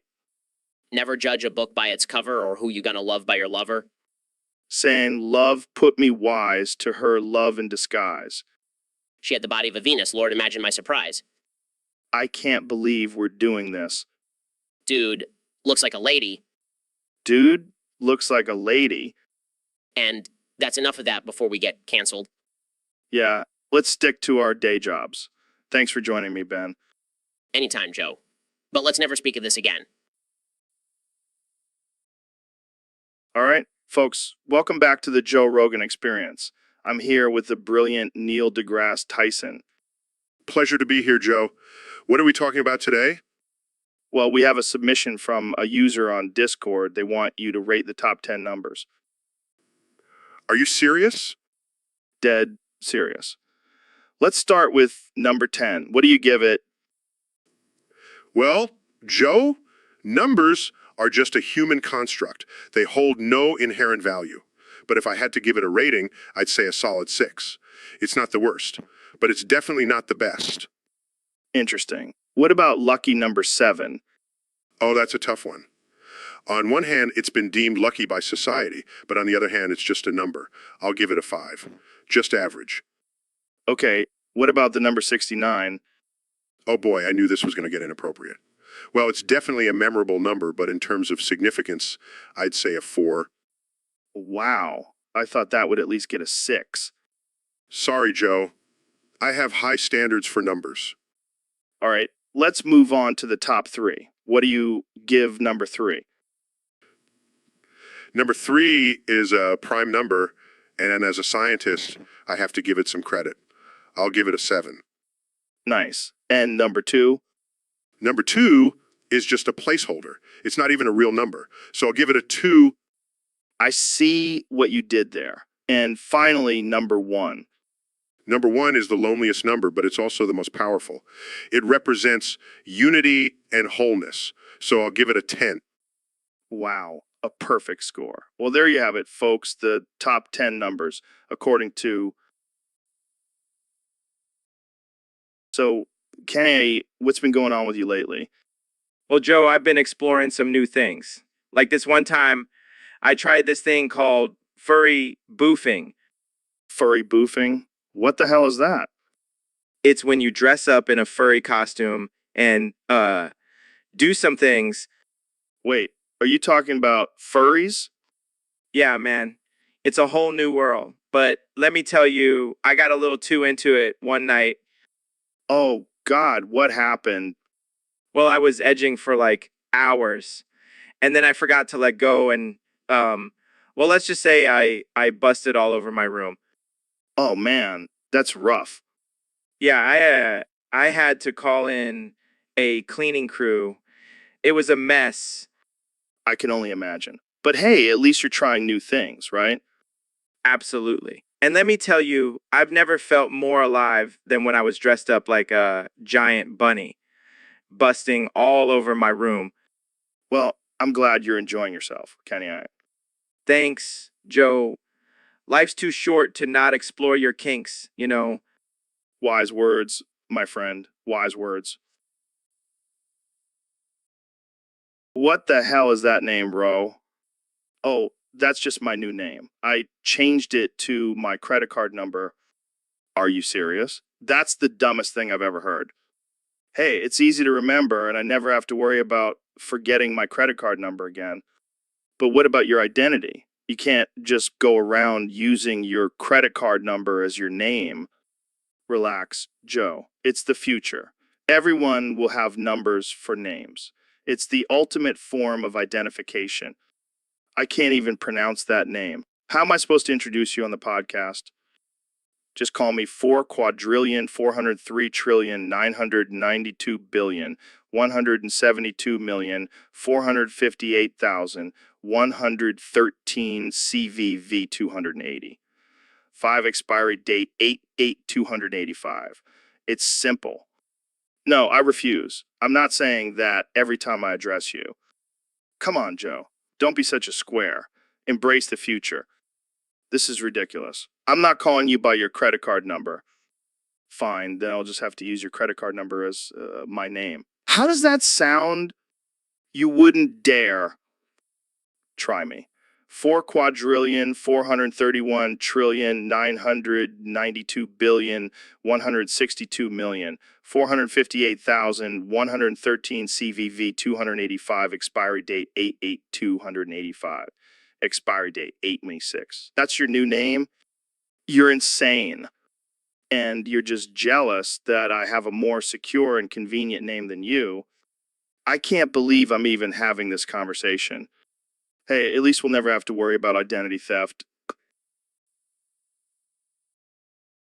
So, David, welcome back to the show. How's it going? Welcome to the underground. Yeah, thanks. So, I heard you've been running 100 miles a day. That's insane. Welcome to the underground. Okay, I get it. You're a badass. But don't you ever take a break? Welcome to the underground. All right, enough with the catchphrase. Let's talk about your training methods. Welcome to the underground. Seriously, fine. How was the fall? Welcome to the underground. Oh, come on. You can't just keep saying that. Welcome to the underground. Okay, I give up. You win. Welcome to the underground. Oh, thank you, David. I feel so welcomed. Can we please move on now? Welcome to the underground. I give up. This is like talking to a brick wall. Welcome to the underground. I think it's time to end this conversation before I lose my mind. Welcome to the underground. Goodbye, David. Welcome to the underground. So, Elon, I heard you have an extra mommy. What's that all about? Yeah. Yeah, my mommy doesn't know, though. She only comes to see me when my mommy isn't home. Wait, what? So you have a secret mommy? Yeah, she brings me little presents and we're best friends. But I can't tell my mommy because then the presents would stop. Wow, that's a great friend. Stealing presents from your real mommy. Hey, she's not stealing. She just sits in my mommy's chair and drinks from her cup. Does she also sleep in your mommy's bed and wear her clothes? No, that's ridiculous. She's a dancer. She just comes over to practice in my mommy's room. Oh, I see. And why does she leave when your mommy comes home? Because she's a dancer. She has to go to work at night. Right. And what kind of dancing does she do? She's a pole dancer. I think it's very nice. Oh man, I can only imagine the look on your mommy's face if she found out. That's why I have to keep it secret. She wouldn't understand. Well, at least you have a cool extra mommy. Mine just brings me socks on Christmas. Socks are nice too. Yeah, but they don't compare to pole dancing presents. All right, folks, welcome to another episode of the Joe Rogan Experience podcast, where we talk about everything from DMT to flicking beans. Today, I'm joined by the one and only Joe Rogan. How's it going, Joe? It's going great, Joe. I've been doing some research, and I gotta say, the National Trust has some pretty impressive houses. Oh yeah, definitely. But which ones are the best for flicking your bean? Well, for me, it's gotta be Chatsworth House. That place has some serious history, and I can just imagine getting down and dirty in one of the grand rooms. Interesting choice, Joe. But for me, it's all about Waddesdon Manor. That place has some serious vibes, and I could definitely see myself getting in the mood there. I see your point, Joe. But have you considered Knoll House? That place has some serious privacy, and I could really let loose there. You make a good argument, Joe. But I gotta go with Petworth House. That place has some serious gardens, and I could definitely see myself getting some outdoor action. I can respect that, Joe. But let's not forget about Castle Howard. That place has some serious castle vibes, and I could definitely get into some role playing there. Oh man, this is a tough decision. But for number 6, I gotta go with Hardwick Hall. That place has some serious architecture, and I could definitely get creative with my bean flicking. I agree, Joe. But for number 7, I gotta go with Harewood House. That place has some serious lake views, and I could definitely set the mood with some romantic flicking. All right, for number 8, I gotta go with Addingham Park. That place has some serious nature vibes, and I could definitely connect with my primal instincts while flicking my bean.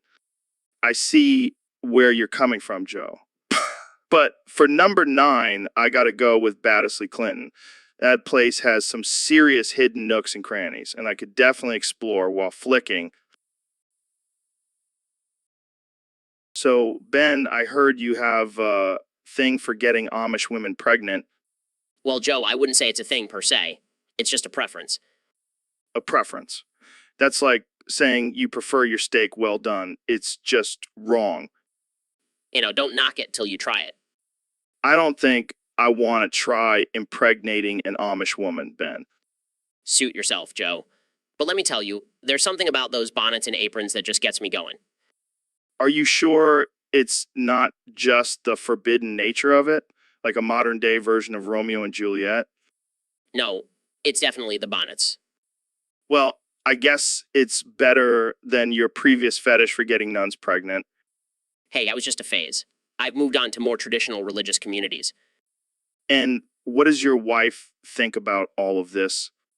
She's supportive. She even knits me my own bonnet to wear during our activities. I don't even know what to say to that. Jamie, pull up an image of Ben in an Amish bonnet. I don't think I want that in my search history. Oh, come on, Jamie. Live a little. This is definitely the most bizarre conversation we've had on the podcast. And that's saying something, considering some of the guests you've had on here. Touch. Ben, touch. Jamie, pull up an image of a yamakaze. What exactly is a yamikaze? It's when you turn your yamaka into a weapon and use it to kill someone. Wait, what? You're gonna kill me with your Yamaka? Yeah, you've been annoying me with your constant bald jokes. Hey, I can't help it if I have a shiny head. Well, now you'll have a hole in it. This is insane. You're insane. Maybe, but at least I'll have a cool story to tell. You know what? I'm not even mad. That's just impressive. Thanks, Joe. You were always a good sport. Guys, can we please not kill each other on the podcast? Oh, right. Sorry, Jamie. We'll save it for after the show. Yeah, let's just stick to making offensive jokes instead. Agreed. Now, Jamie, pull up an image of a bald eagle wearing a yarmulke. I don't think that exists. Well, it should. Get on it, Jamie. So, Neil, I heard you converted to Judaism. Yeah, I did. It's been a really enlightening experience. Enlightening, more like a downgrade. Why would you give up Xbox Live for that?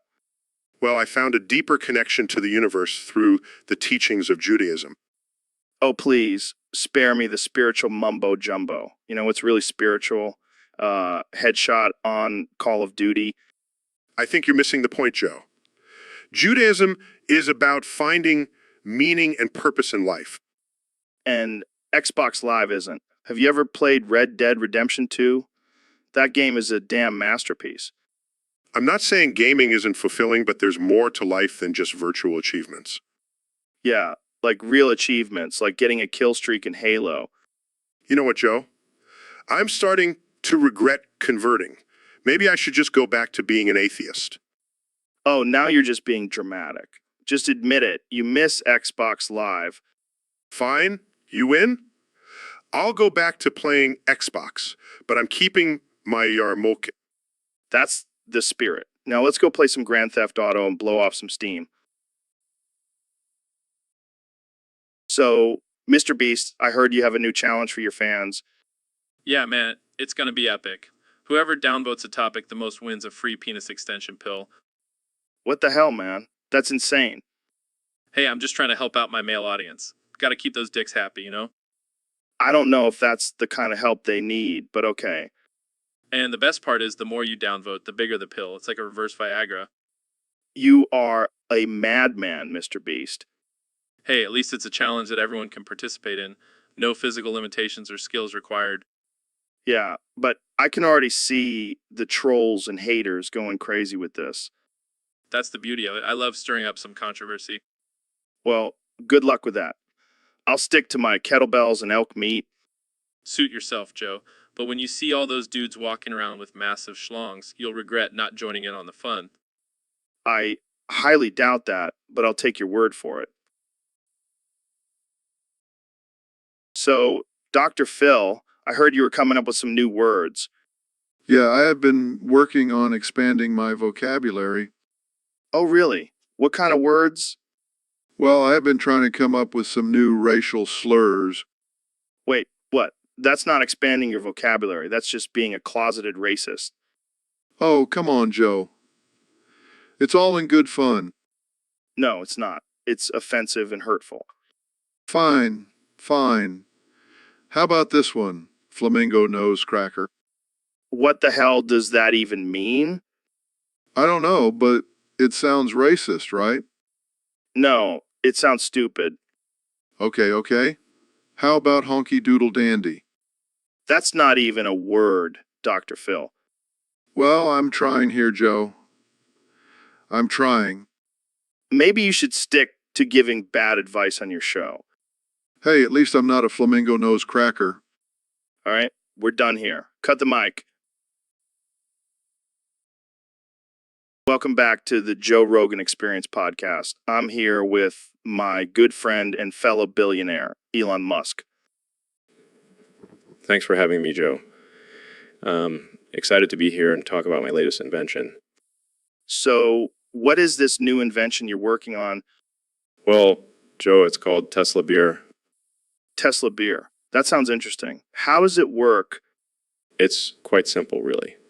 You see, instead of using traditional ingredients like hops and barley, I've decided to use my own urine as the main ingredient.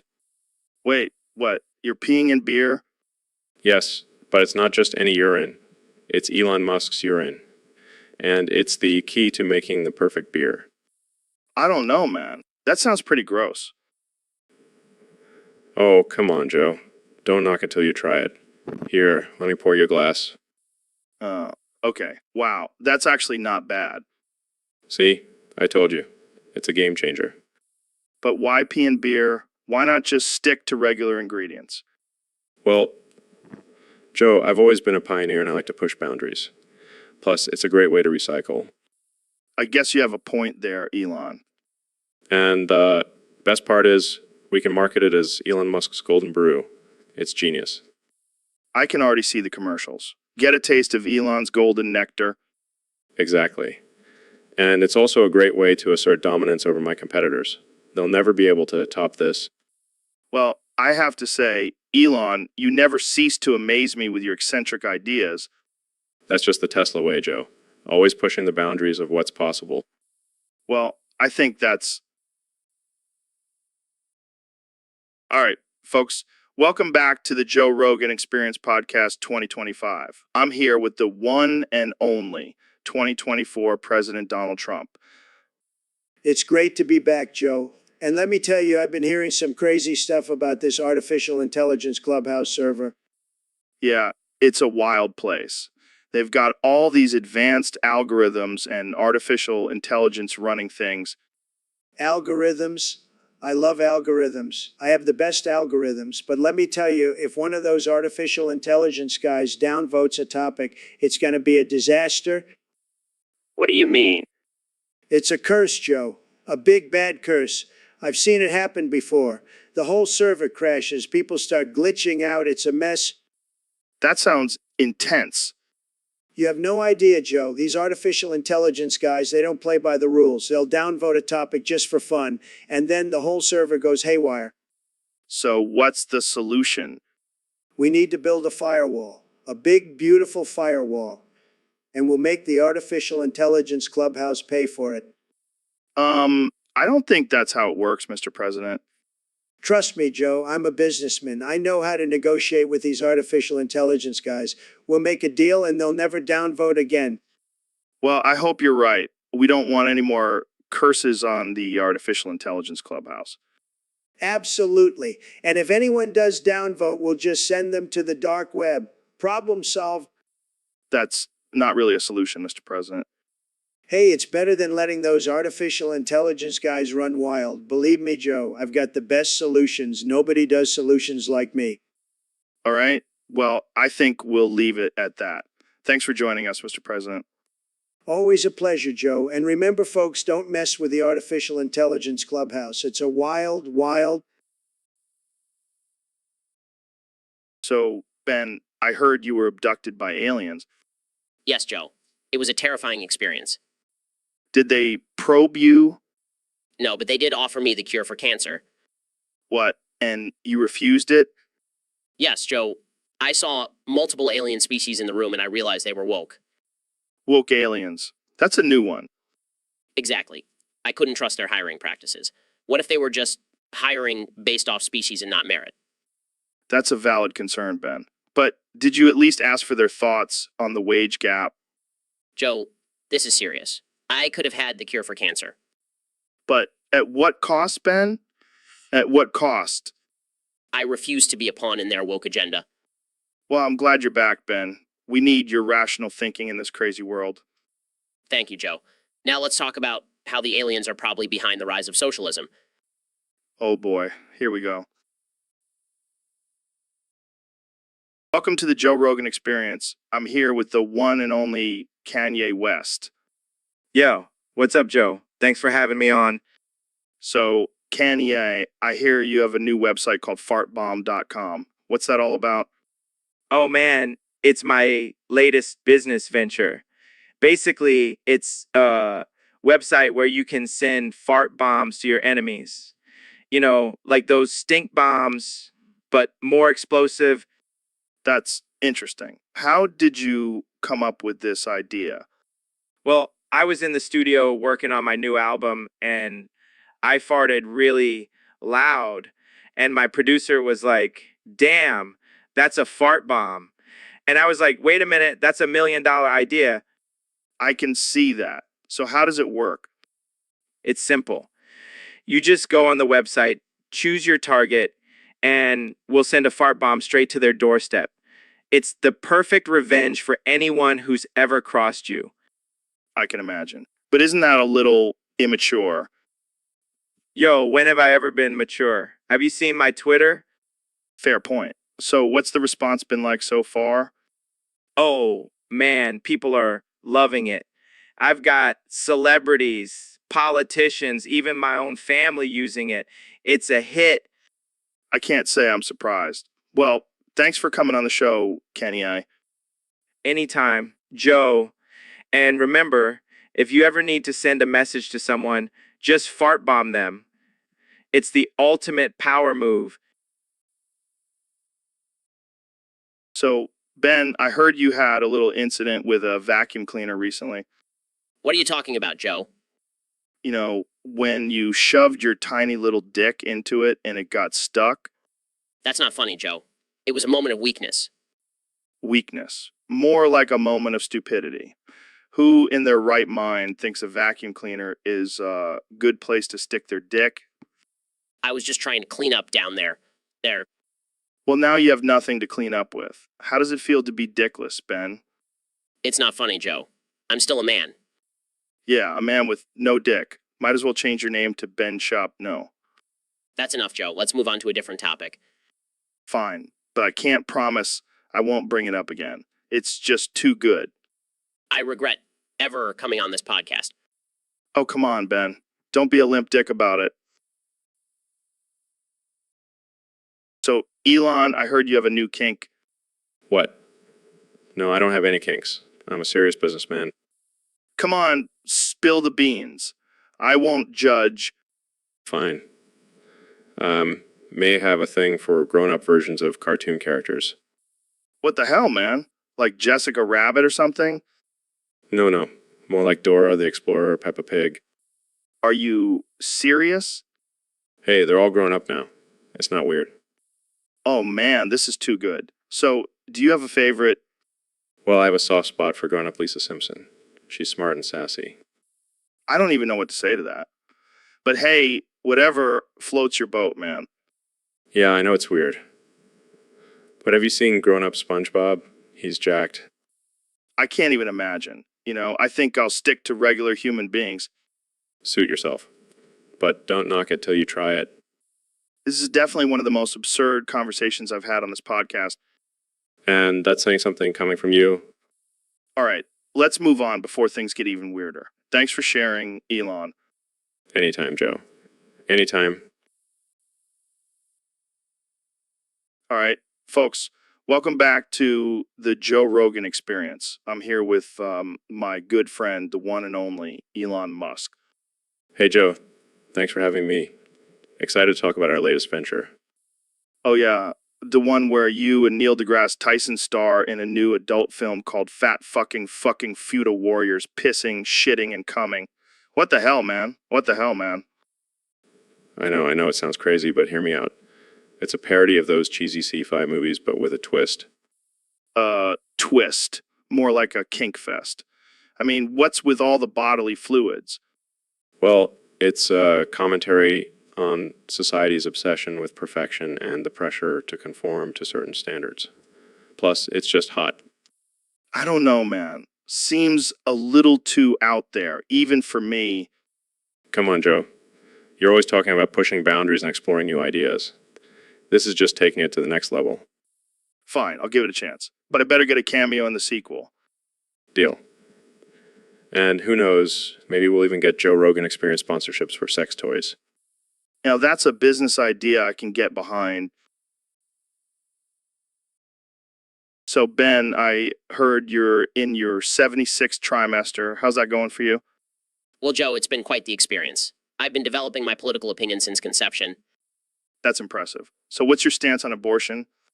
Well, as a 76 trimester old fetus, I believe in the sanctity of life and that all fetuses have the right to life, liberty, and the pursuit of happiness. Even if it means the mother's life is in danger? Absolutely.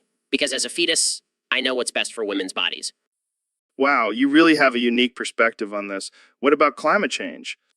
Oh, that's just a liberal hoax. As a 76 trimester old fetus, I can tell you that the Earth has always been this hot.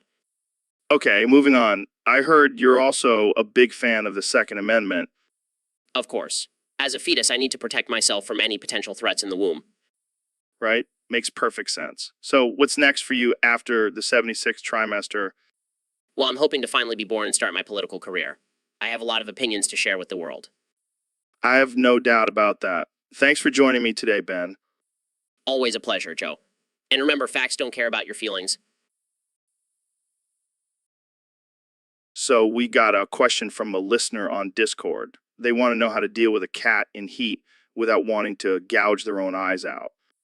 Well, first off, you got to understand that cats in heat are like horny little demons. They'll do anything to get some action. So the first step is to get your cat some catnip, lots of it, like enough to make Snoop Dogg jealous. Next, you got to find a male cat for your little lady, but not just any male cat. You got to find the biggest, baddest, most alpha cat in the neighborhood. And then you got to let them do their thing. But here's the key. You got to film it. Trust me, it'll make for some great content on your Instagram.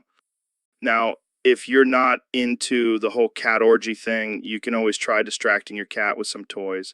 But be warned, they'll probably just end up humping the toys.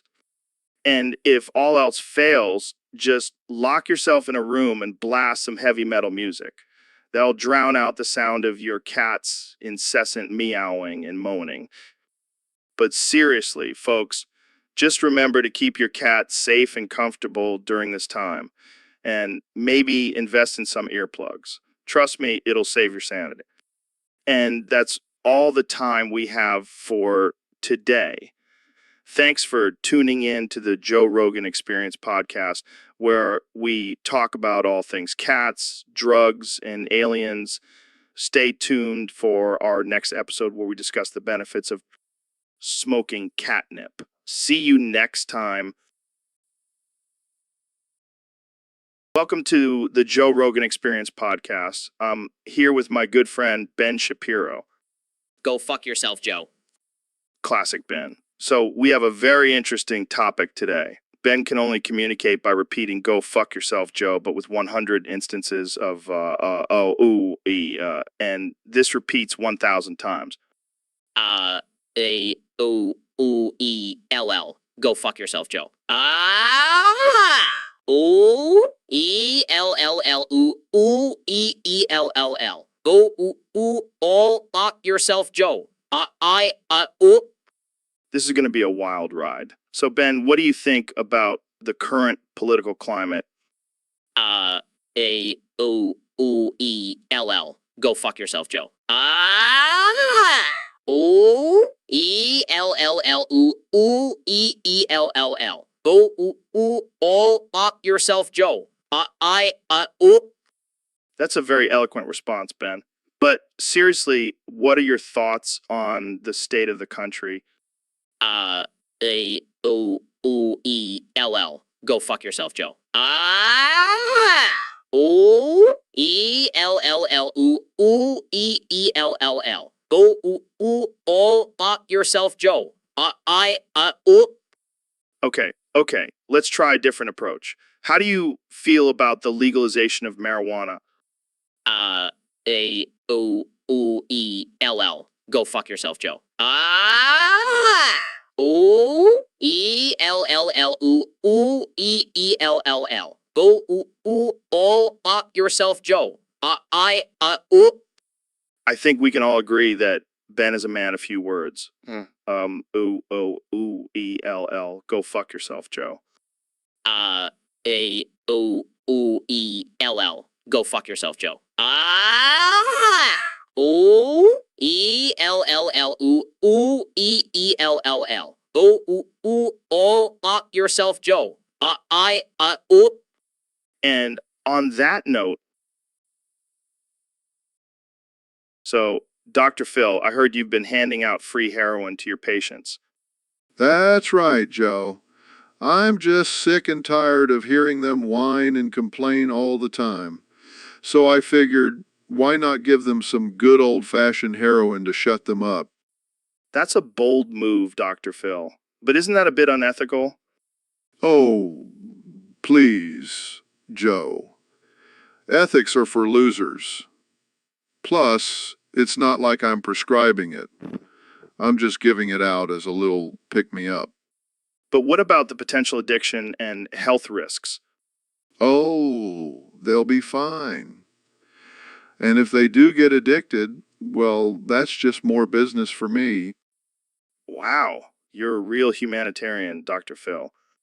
Hey, someone's got to do the dirty work around here. And if that means giving out free drugs, then so be it. I can't believe I'm saying this, but I think I prefer the old Dr. Phil who just yelled at people and told them to get their lives together. Well, times are changing, Joe. And sometimes you gotta adapt to stay relevant. Plus, I'm pretty sure Oprah would approve. I don't think Oprah would approve of you being a drug dealer, Dr. Phil. Hey, I prefer the term drug dispenser. It sounds more professional. Right, because that's the most important thing here. Hey, don't knock it till you try it, Joe. I'll give you a little sample after the show. Thanks, but no thanks. I think I'll stick to my DMT trips. Suit yourself. More heroin for me. Welcome to the Joe Rogan Experience podcast. I'm here with one and only 45th President of the United States, Donald Trump. Great to be here, Joe. And can I just say, this studio is tremendous. The best studio, believe me. So, Mr. President, I heard you did something pretty wild recently. You detonated a bunch of nukes in the studio. Yeah, I did. I mean, I had to. I saw David Goggins coming in here and I was like, this guy is too tough. I got to take him out. That's insane, man. Did you really think that would work? Look, I've dealt with a lot of tough guys in my life, but Goggins, he's on another level. I had to bring out the big guns. Well, it looks like it didn't work. Goggins is still standing strong. Yeah, I got to give it to him. That guy's got some serious mental toughness. Those nukes just made him even stronger. I gotta say, this is probably the most ridiculous thing I've ever seen. Hey, I do what I got to do, Joe. And let me tell you, if Goggins ever decides to run for president, he's got my vote. I don't think that's how it works, Mr. President. Well, I can dream, can't I? But seriously, Goggins, if you're listening, you're a tough son of a gun. Keep doing what you're doing. And there you have it, folks. The President of the United States trying to take out David Goggins with nukes. Only on the Joe Rogan Experience podcast. Welcome to the Joe Rogan Experience podcast. I'm here with the 46th President of the United States, Donald Trump. How's it going? Done? Let me pull up and show you an image of my big butt. It's huge, Joe. Huge. Okay. So, Don, what's new with you? Let me pull up and show you an image of my big butt. It's the best butt you've ever seen, believe me. All right, Don, let's talk about some serious issues. What's your plan for the economy? Let me pull up and show you an image of my big butt. It's going to be the biggest, most beautiful economy you've ever seen. And my butt will be the centerpiece, Okay, let's switch gears. What about your foreign policy? Let me pull up and show you an image of my big butt. It's going to be the most powerful butt in the world. No one will mess with us when they see my butt on display. I see. What about healthcare? Let me pull up and show you an image of my big butt. It's going to be the healthiest, most toned butt you've ever seen. And I'll make sure everyone has access to my butt workouts. All right, let's wrap this up. Any final thoughts? Let me pull up and show you an image of my big butt. It's the greatest butt in the history of butts, and I'm going to make America great again, one butt at a time. And there you have it, folks. The 46th President of the United States, Donald Trump. Thanks for tuning in to the Joe Rogan Experience Podcast 2025. Let me pull up and show you an image of my big butt. And don't forget to vote for me in 2024. My butt depends on it. All right, folks, welcome back to the Joe Rogan Experience Podcast. Today, we have a special guest, the one and only Elon Musk. Hey, Joe, thanks for having me on the show. So, Elon, what's been going on with you lately? Well, I've been busy with SpaceX and Tesla, but honestly, all I can think about is how I'm going to rizz up Jamie after this episode. Oh man, you're really obsessed with Jamie, huh? I mean, have you seen him? He's like a little chihuahua. I just want to pick him up and toss him around. Speaking of tossing, have you seen this picture of Elon's micro penis? Joe, I don't think that's appropriate for the podcast. Oh, come on, it's just a little joke. But seriously, what's up with your tiny rocket? Can we please talk about something else? All right, let's switch gears. How about that time you smoked weed on the Joe Rogan Experience? Boy, here we go again. I'm just messing with you, Elon. But seriously, what's your favorite strain? I don't really smoke that often, but I guess I would have to say Space Kush. Of course, Space Kush. Well, that's all the time we have for today, folks.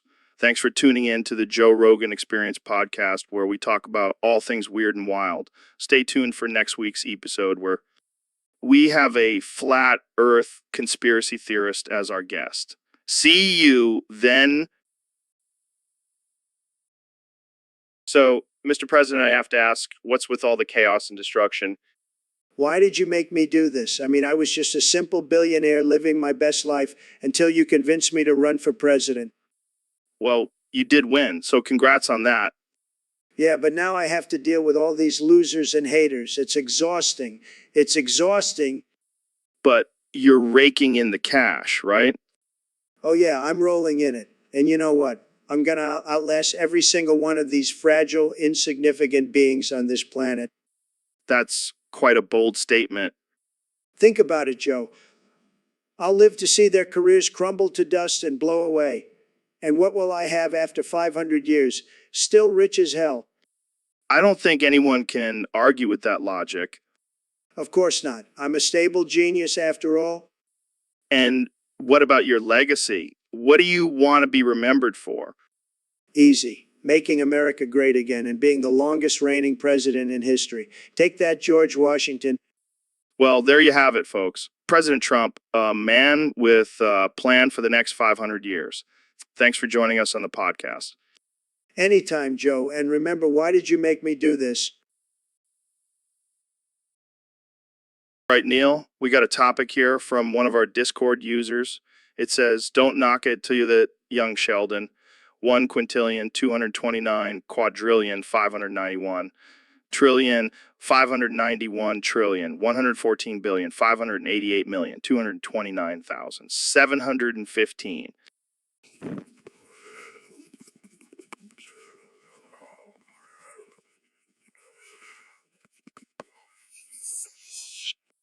Dude, I used to watch that show religiously. I mean, who doesn't want to see a little genius kid running around spouting off science facts?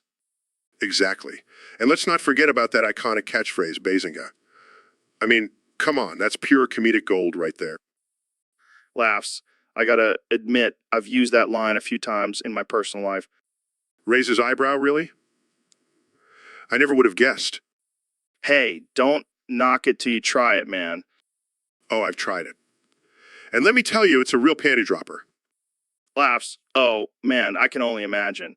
But seriously, why do people hate on young Sheldon so much? It's just a harmless, wholesome show. I think it's just jealousy, Joe. I mean, who wouldn't want to be a child prodigy like Sheldon? I know I would. Yeah, but then you'd have to deal with all those annoying kids in your class who just want to copy off your homework.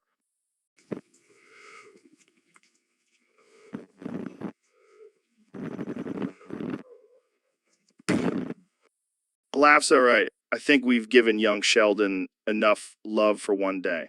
Let's move on to our next topic. Agreed.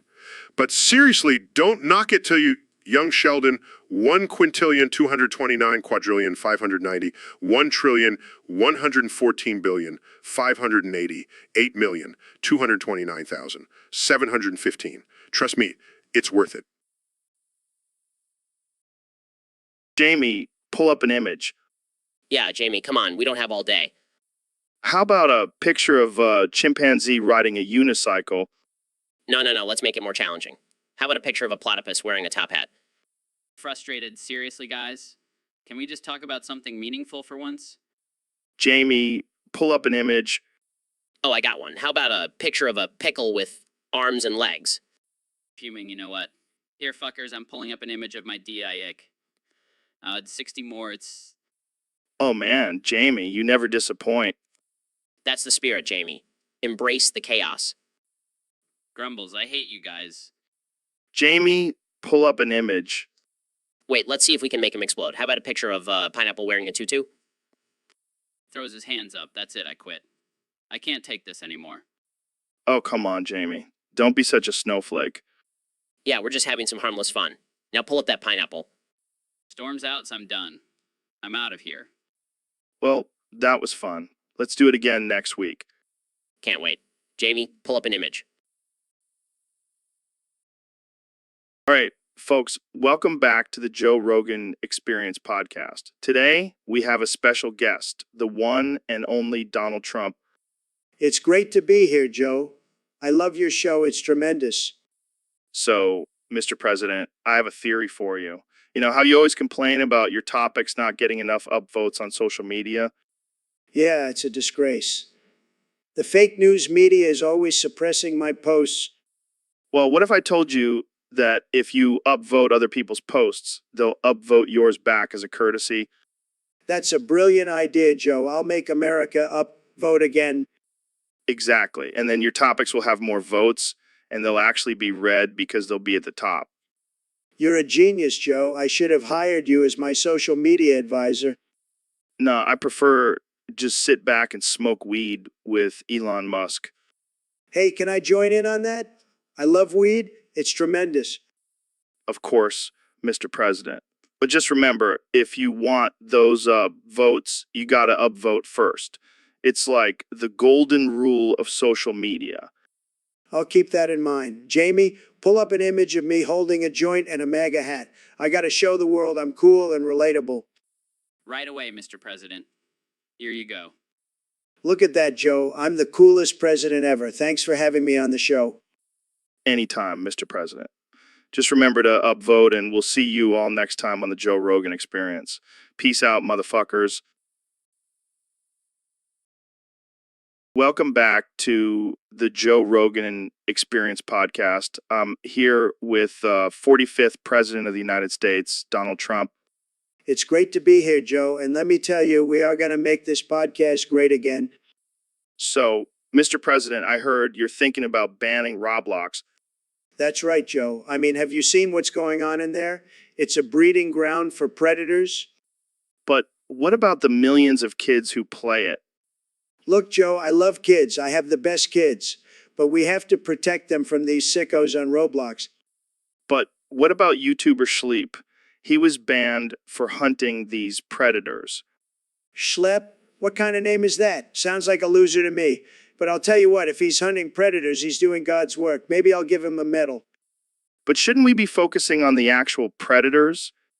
Joe, I am the best at focusing. I have the best focus, and I'm focusing on banning Roblox. End of story. But what about freedom of speech? Freedom of speech. That's fake news, Joe. I'm the only one who gets to say whatever I want. And right now I'm saying Roblox is banned. Well, there you have it, folks. The president has spoken. Roblox is officially banned. And let me tell you, Joe, it's going to be the best ban ever. Believe me. All right, folks, welcome back to the Joe Rogan Experience podcast. Today we have a very special guest, the one and only President Donald Trump. Thanks for having me on, Joe. It's great to be here. And let me tell you, I have a fantastic idea. We need to build a wall around Hawaii. Wait, what? Why? To keep the tsunamis out, Joe. They're coming in and destroying everything. We need to protect our beautiful beaches and resorts. But Hawaii is surrounded by water. How are you going to build a wall? We'll use the best materials, believe me, and we'll make the ocean pay for it. The ocean. How?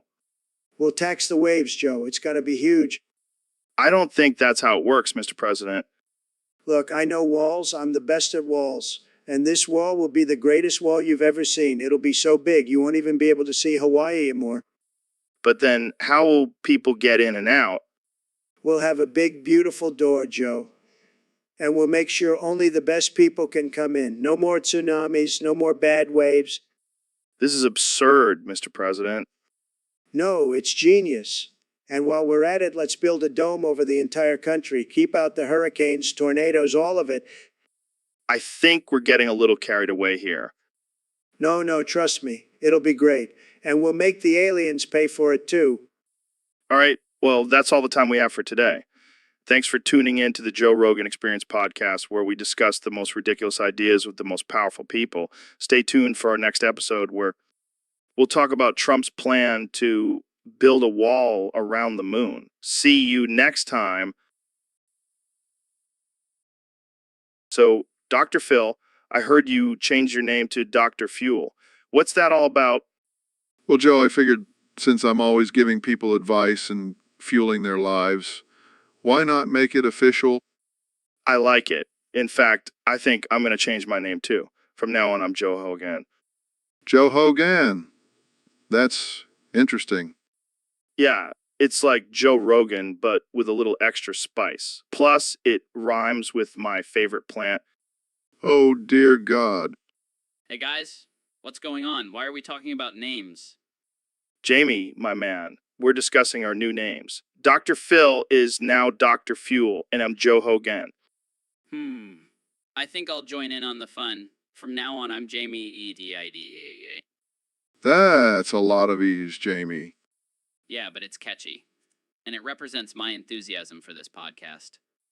Well, I think we've officially lost our minds. Agreed. But hey, at least we have cool names now. And that's all that matters. Now let's get back to giving terrible advice to our listeners. Cheers to that. Jamie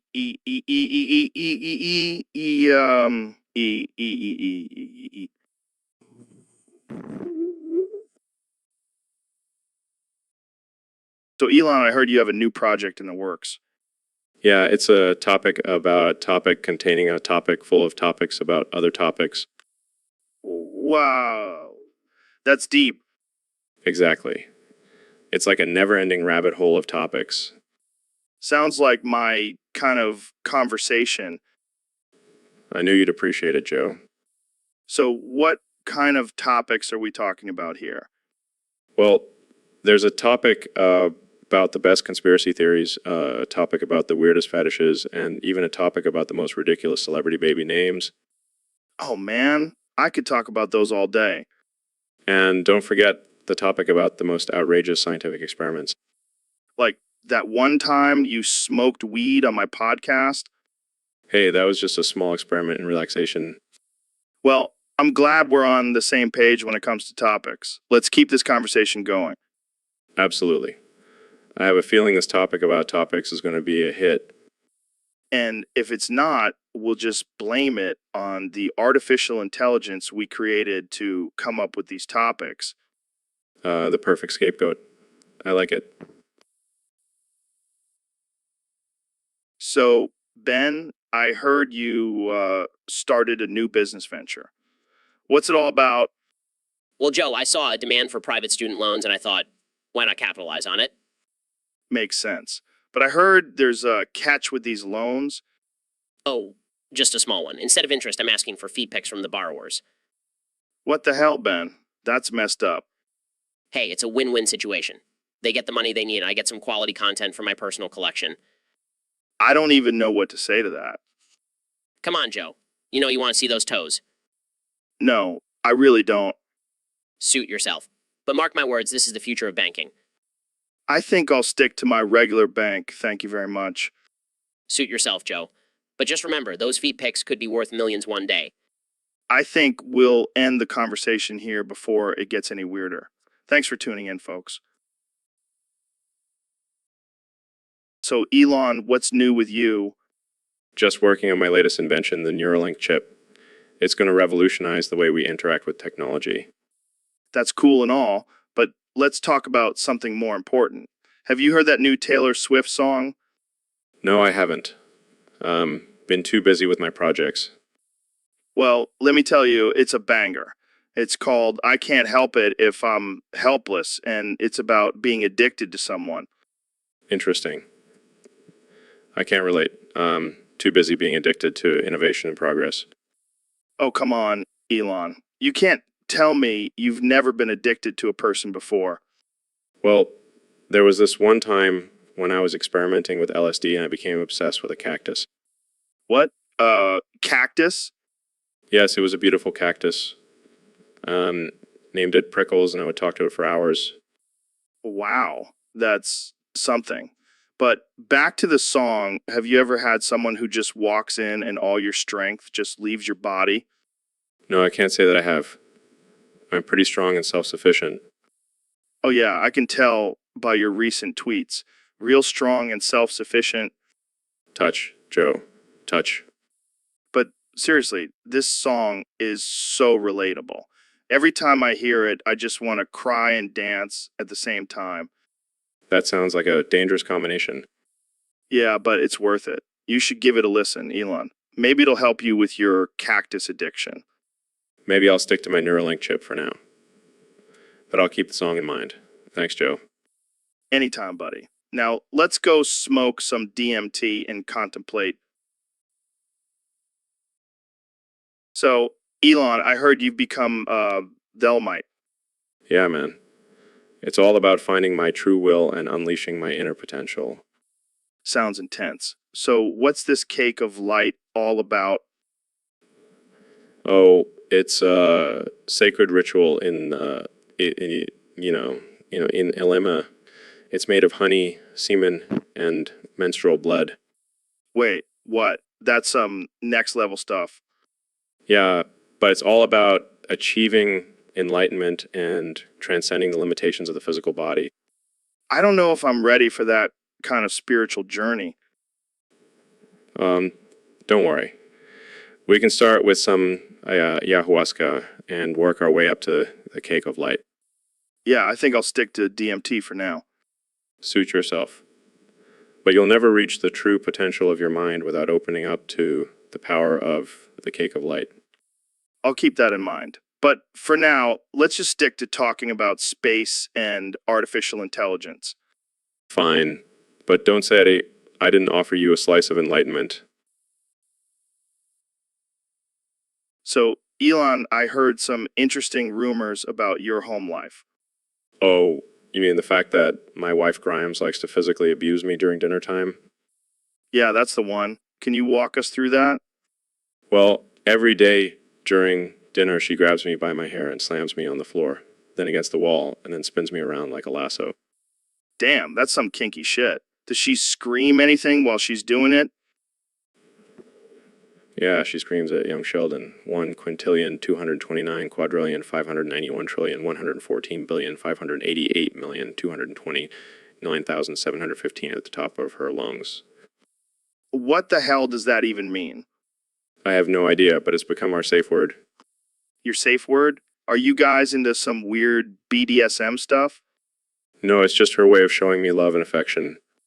Well, I guess everyone has their own way of expressing love. But have you ever thought about fighting back? Oh, I've tried.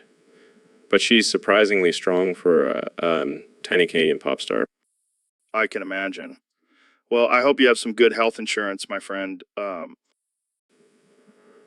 I have the best. My company, SpaceX, covers all my medical expenses. Well, that's a relief. I wouldn't want you to end up like one of your rocket prototypes.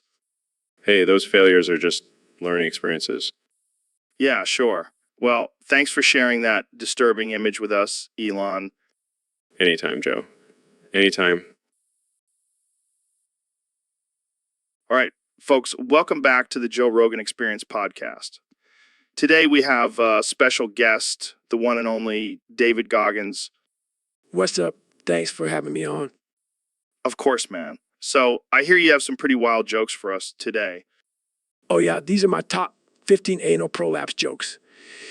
They're not for the faint of heart. I wouldn't expect anything less from you, David. Let's hear them. All right, here we go.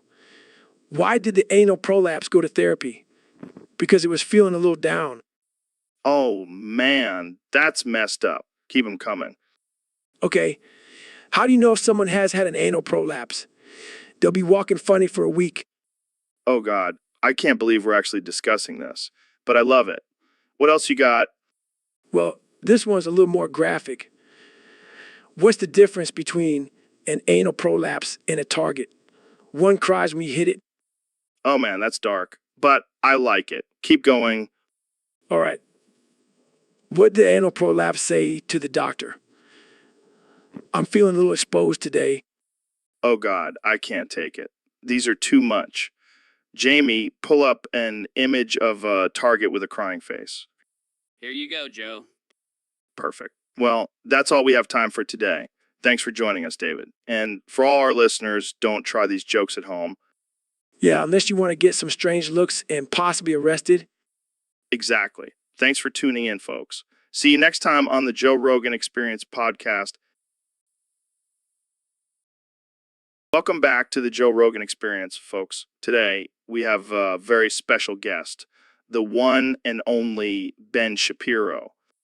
Thanks for having me, Joe. Always a pleasure to be here. So, Ben, I heard you've been replaced by Charlie Kirk as the new conservative darling. How does that feel? Well, Joe, I believe in free market competition and What? Neil, we're in the middle of a podcast. I'm not sure that's a good idea. What? What's happening? Why do I feel so fuzzy? Neil, what the hell did you do? I can't feel my face. What did you do to me? Are you sure he's okay to continue?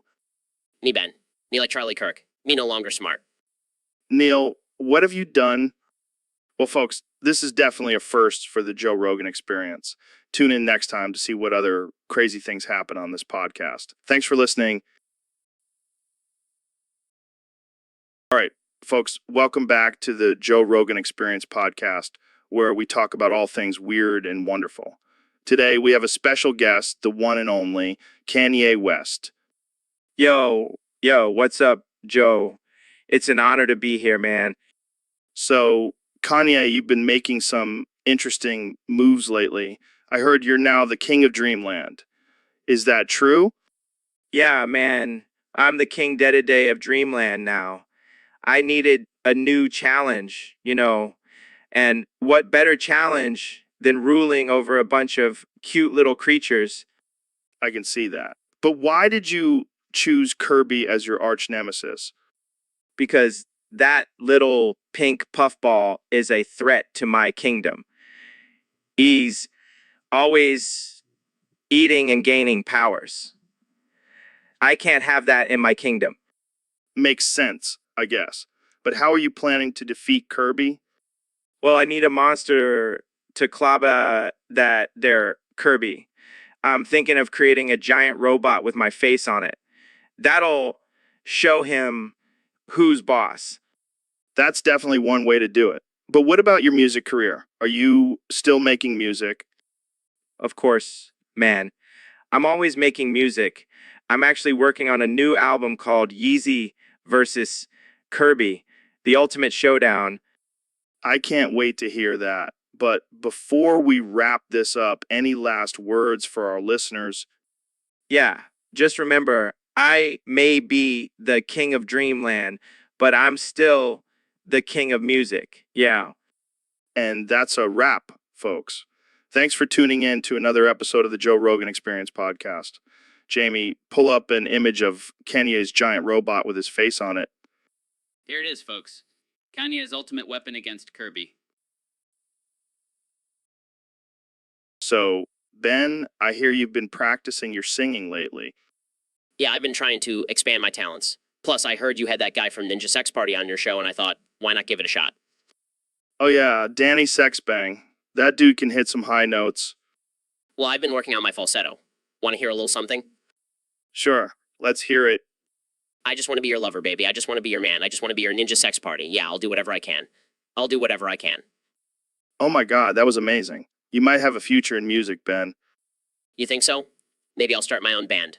The Ben Shapiro Experience. I can already see the album cover with you holding a tiny guitar. And instead of groupies, I'll have fact checkers following me around. Oh man, you're killing me. But seriously, that was surprisingly good. Maybe we should do a duet. Joe, I don't think the world is ready for that level of epicness. You're probably right. Let's stick to our day jobs. But seriously, great job, Ben. Thanks, Joe. I'll add it to my list of accomplishments, right under destroying liberal arguments. And right above owning the libs on Twitter. Exactly. Now let's get back to talking about DMT and aliens. So, Ben, I heard you made a new friend recently. Yes, his name is urinary tract infection. That's quite a mouthful. What does he do? He's a Russian microbiologist. We met at a conference on infectious diseases. Oh, so he's a real-life Dr. Evil? No, he's actually quite brilliant. He studies the effects of infections on the human body. Sounds like a real party animal. Actually, he's quite introverted, but we bonded over our love for facts and logic. Well, that's not surprising. You two are like the Batman and Robin of intellectual conversations. I prefer to think of us as the dynamic duo of reason and evidence. Whatever floats your boat, Ben. Just make sure Yuri doesn't infect you with any crazy Russian viruses. Don't worry, Joe. I have a strong immune system. Plus, I always carry hand sanitizer. Well, that's good to know. I don't want any of that neurotract infection spreading around here. Trust me, Joe. You're safe with me and Yuri. We're a deadly combination of brains and cleanliness. Sounds like a match made in heaven. Just don't forget to wash your hands after shaking his. I'll keep that in mind, Joe. Thanks for the concern. Anytime, Ben. Now, let's move on to our next topic. How to survive a zombie apocalypse. Welcome to the Joe Rogan Experience podcast. I'm joined by the one and only Ben Shapiro. It's an honor to hear, Joe, but can we please keep this conversation PG-13? I have a reputation to uphold. Oh, Don't worry, Ben. We're going all out today. Our topic is every villain is lemons. What does that even mean? I have no idea, but it was submitted by a user on Discord. So let's just roll with it. Fine, but I'm warning you, I'll be fact-checking every lemon reference you make. Oh no, the lemon police is here. Watch out, everyone. Actually, did you know that lemons are a great source of vitamin C and can help prevent scurvy? Wow. Thanks for that fun fact, Ben. I'm sure the villains out there are really concerned about their scurvy levels. Hey, you never know. Maybe the Joker has a secret stash of lemons in his lair. I can just imagine him squeezing lemon juice into Batman's eyes instead of acid. That's not funny, Joe. Oh, come on, Ben. Lighten up. We're talking about lemons here. Fine, let's just get this over with. Okay, so imagine this. Thanos snaps his fingers, and instead of half the population disappearing, they all turn into lemons. That's just disturbing, Joe. I can't even begin to imagine the chaos that would cause. Yeah, and imagine if the lemons were sentient and started forming their own society. Well, technically, if they have consciousness, they would still be considered human and therefore entitled to rights and protections under the law. Oh, great. Now, so Elon, I heard you had a run-in with Trump recently. Oh yeah, it was wild. He grabbed me and threw me against this wall covered in spiders. 2,648,352,852,856,826 times. 826 times. Holy shit, that's a lot of spider wall action. Yeah, and you know what set him off? What? I said a true 1,222,252,357,330,822,053,898. What's so offensive about that? I have no idea, but Trump's tiny hand started shaking with rage. And then he screamed, "Young Sheldon, 1,229,599,588,229,729,715, and threw me even harder. damn, I guess Trump really hates young Sheldon. I think it's because he's jealous of his intellect and hair. Makes sense. So what did you do? I just laughed and said, at least I'm not the one with a spray-tanned butthole. Oh man, that must have set him off even more. Yeah, he turned bright red and stormed off, muttering something about fake news. Well, at least you survived the spider wall. Yeah, but now I have a newfound fear of spiders and newfound respect for young Sheldon. Well, that's all the time we have for today, folks. Thanks for tuning in to the Joe Rogan Experience. Stay woke or don't, whatever. So, Mr. President, I heard you got bit by a raccoon the other day. Yeah, it was a bigly raccoon. Huge. And let me tell you, I feel fantastic, like I have the power of a raccoon now. Really? What kind of powers? Well, for starters, I can dig through trash like nobody's business, and my hand-eye coordination has improved tremendously. I can catch flies with my bare hands. That's impressive. What about your hair? Did it turn into a raccoon tail? No, but I do have this uncontrollable urge to hoard shiny objects. Melania keeps finding my pockets filled with random trinkets. Sounds like you're embracing your inner raccoon. Absolutely. And I've also noticed that my sense of smell has improved. I can sniff out fake news from a mile away. That's a useful skill to have in your line of work. You bet. And I've been practicing my climbing skills too. I can scale walls like nobody's business. Take that, Mexico. Well, I'm glad you're enjoying your newfound raccoon powers. Believe me, Joe, it's going to make America great again. We're going to be the most powerful country in the world with the help of these raccoon powers. Mark my words. Welcome back to the Joe Rogan Experience podcast. I'm Joe Rogan and joined by the one and only Elon Musk. Hey, Joe. Thanks for having me. I'm excited to be here. So, Elon, I heard you threw Grimes out the window 47,368,072,657,367,367,363 times, killing her to death because she said $4? Naff. What's that all about? Oh, yeah, that. Well, you know how I'm always pushing the boundaries of science and technology? Well, I wanted to see if I could bring someone back to life after killing them. What the hell, man? That's messed up. Oh, come on, it was just a little experiment. And it's not like she was actually dead. Brought her back to life every time. That's not the point, Elon. You can't just go around killing people for science. Relax, Joe. It's not like I'm killing innocent people. It's just Grimes. No one would miss her. That's still messed up, man. You gotta chill with that. Fine. I'll stop, but I can't make any promises for the future. All right, let's change the subject before things get too dark. So, Elon, have you tried DMT? Yeah, I've tried it a few times. It's like a shortcut to the future. I've already seen all the advancements we'll make in the next 100 years. That's wild. What kind of advancements are we talking about? Well, let's just say we'll have flying cars, robot butlers, and a cure for baldness. Sign me up for that last one. I'll see what I can do. Maybe I'll even throw in a free trip to Mars. No, that's a deal. Thanks for coming on the show, Elon. Anytime, Joe. Just don't tell anyone about the whole Grimes thing, okay? So, Neil, what's been going on in your world lately? Well, Joe, I've been dealing with a bit of problem. Oh, yeah. What's that? Spiders. They keep escaping from my foreskin. What? It's not funny, Joe. It's a serious issue. Sorry. But how does that even happen? I have no idea.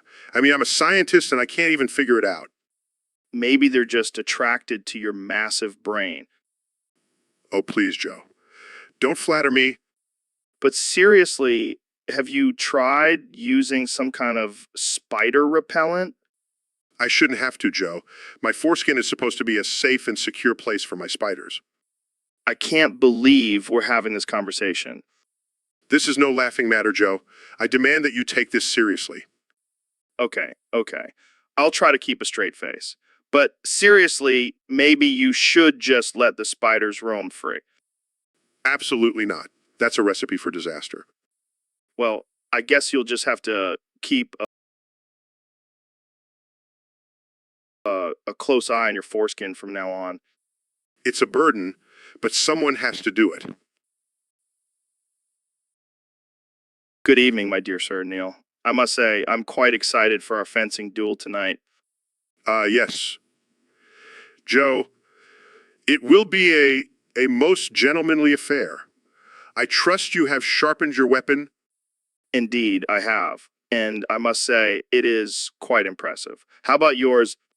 My dear Joe, my weapon has been polished and ready for this duel since the day I was born. Well, let us not waste any more time. Shall we begin? By all means, let the games begin. And guard the... My dear sir, you have quite the skill with your sword. And you, my dear Joe, have quite the stamina. But let us not forget, the first one to get a boner loses. Of course, how could I forget? But I must say, this is quite the exhilarating experience. Indeed it is. But let us not get too carried away. We must maintain our composure as gentlemen. Yes, of course. But I must say, your technique is quite impressive.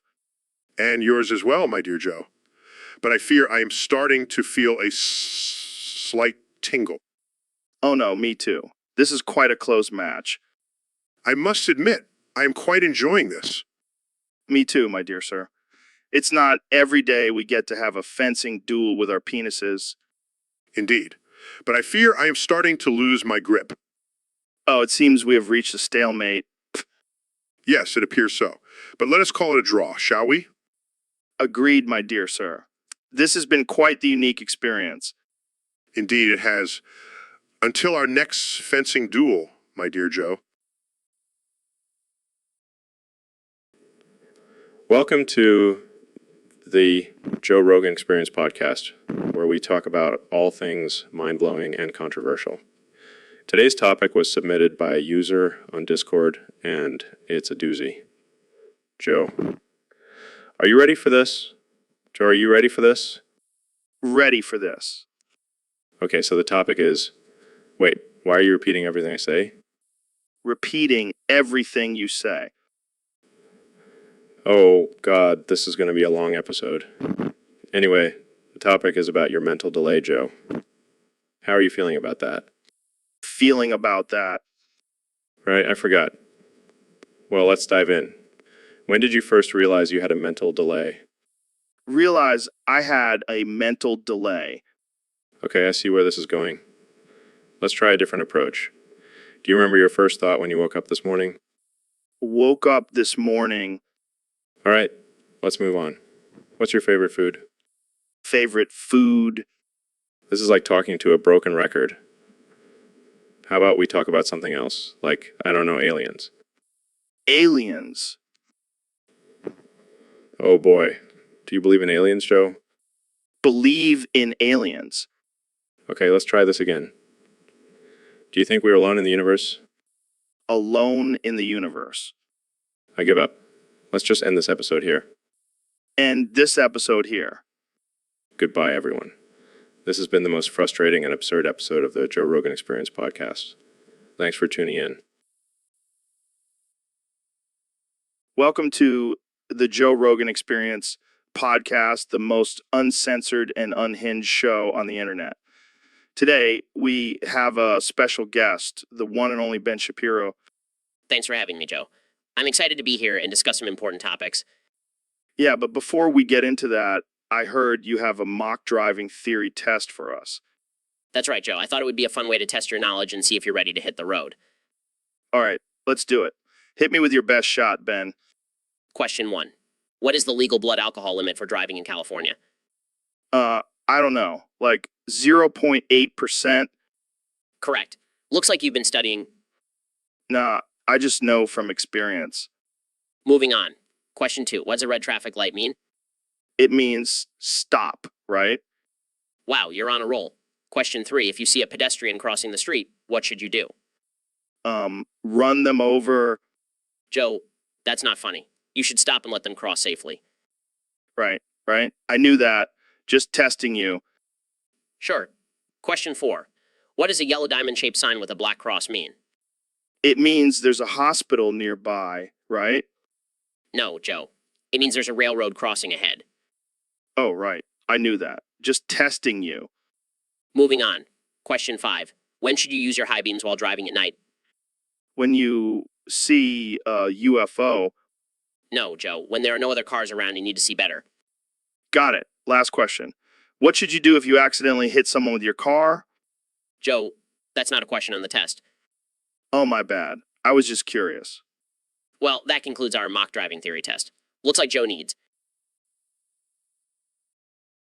So, Ben, I heard you were experimenting with some new recipes in the kitchen. Yes, Joe. I've been dabbling in the occult and decided to try my hand at cooking the infamous cake of light from Thelema. The cake of light. What's in that? Well, it's a mix of flour, sugar, eggs, and human semen. Wait, what? What? Yes, Joe. According to Thelema, the semen represents the life force and must be consumed for spiritual enlightenment. That's some next level shit, Ben. And to top it off, I added some menstrual blood for extra flavor. Okay, I think I just threw up a little in my mouth. Oh, don't be such a prude. Joe, it's all about embracing the darkness within. Yeah, well, I think I'll stick to my steak and potatoes. Suit yourself, Joe. More cake for me. This conversation took a weird turn. Welcome to my world, Joe. It's a strange and delicious place. All right, Dr. Phil, let's play a little game. Pull up an image of me. Sure thing, Joe. Let's see. Here's a picture of you shirtless flexing your muscles. Impressive. Yeah, I know. Now, let's see an image of you. All right, here's a photo of me with my family. We're all smiling and happy. Boring, Jamie. Pull up another one. Okay. Here's a picture of Dr. Phil's head photoshopped onto a baby's body. Oh man, that's hilarious. All right, my turn. Pull up an image of Dr. Phil's hairline. Hey, no, that's not nice. Guys, I don't think I should. Just do it, Jamie. Okay, here it is. It's pretty much non-existent. All right, that's it. Pull up an image of Joe's height. You're just jealous, Phil. Wow. Okay, here's a picture of Joe standing next to Shaquille O'Neal. All right, that's enough. Thanks for playing, Dr. Phil. Yeah. Next time, let's stick to something less insulting, okay? Sure. Maybe we can just pull up pictures of our bank accounts next time. Welcome to the Ben Shapiro podcast.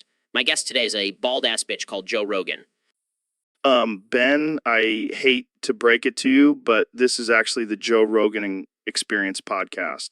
I'm the host and you're the guest. What?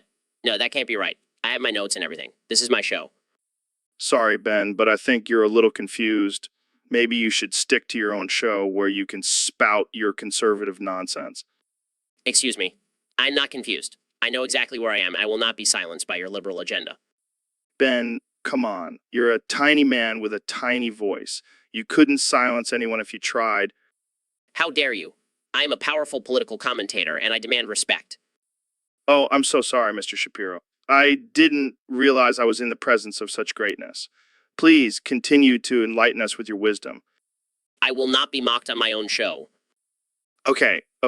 Let's just take a deep breath and remember that this is my show and you're just a guest. Fine. But I will not stand for this disrespect. I demand an apology. All right. I'm sorry that you're a delusional little man who can't even get the name of the podcast, right? That's it. I'm leaving. Suit yourself, Ben. But just remember, it's the Joe Rogan Experience, not the Ben Shapiro Show. So, Mr. President, I heard you took a vacation at 32's apartment. How was that? Let me tell you, Joe, it was a disaster. That place is worse than Arkham Asylum, and I've been there, believe me. Really? What happened? Well, first of all, there were no golden toilets. Can you believe it? And the Wi-Fi was terrible. I couldn't even tweet. It was like living in the Stone Age. That sounds rough. Did you at least get some rest? Rest. That place was louder than a rally. Well, 32's neighbors were blasting Baby Shark on repeat. I couldn't sleep a wink. Yikes. Did you try talking to a 32 about it? I did, but he just kept rambling on about some conspiracy theory involving aliens and Bigfoot. I couldn't make heads or tails of it. Well, at least you're back now. Did you learn anything from this experience? Yeah, I learned to never trust L32's recommendation for a vacation spot. Next time I'm going to Mar-a-Lago, classy and luxurious, just like me. Hey, Ben, how's it going? Oh, just great, Joe. Just fantastic. So, what did you do last weekend? Why do you care, Joe? Do you want to know what kind of underwear I wore too?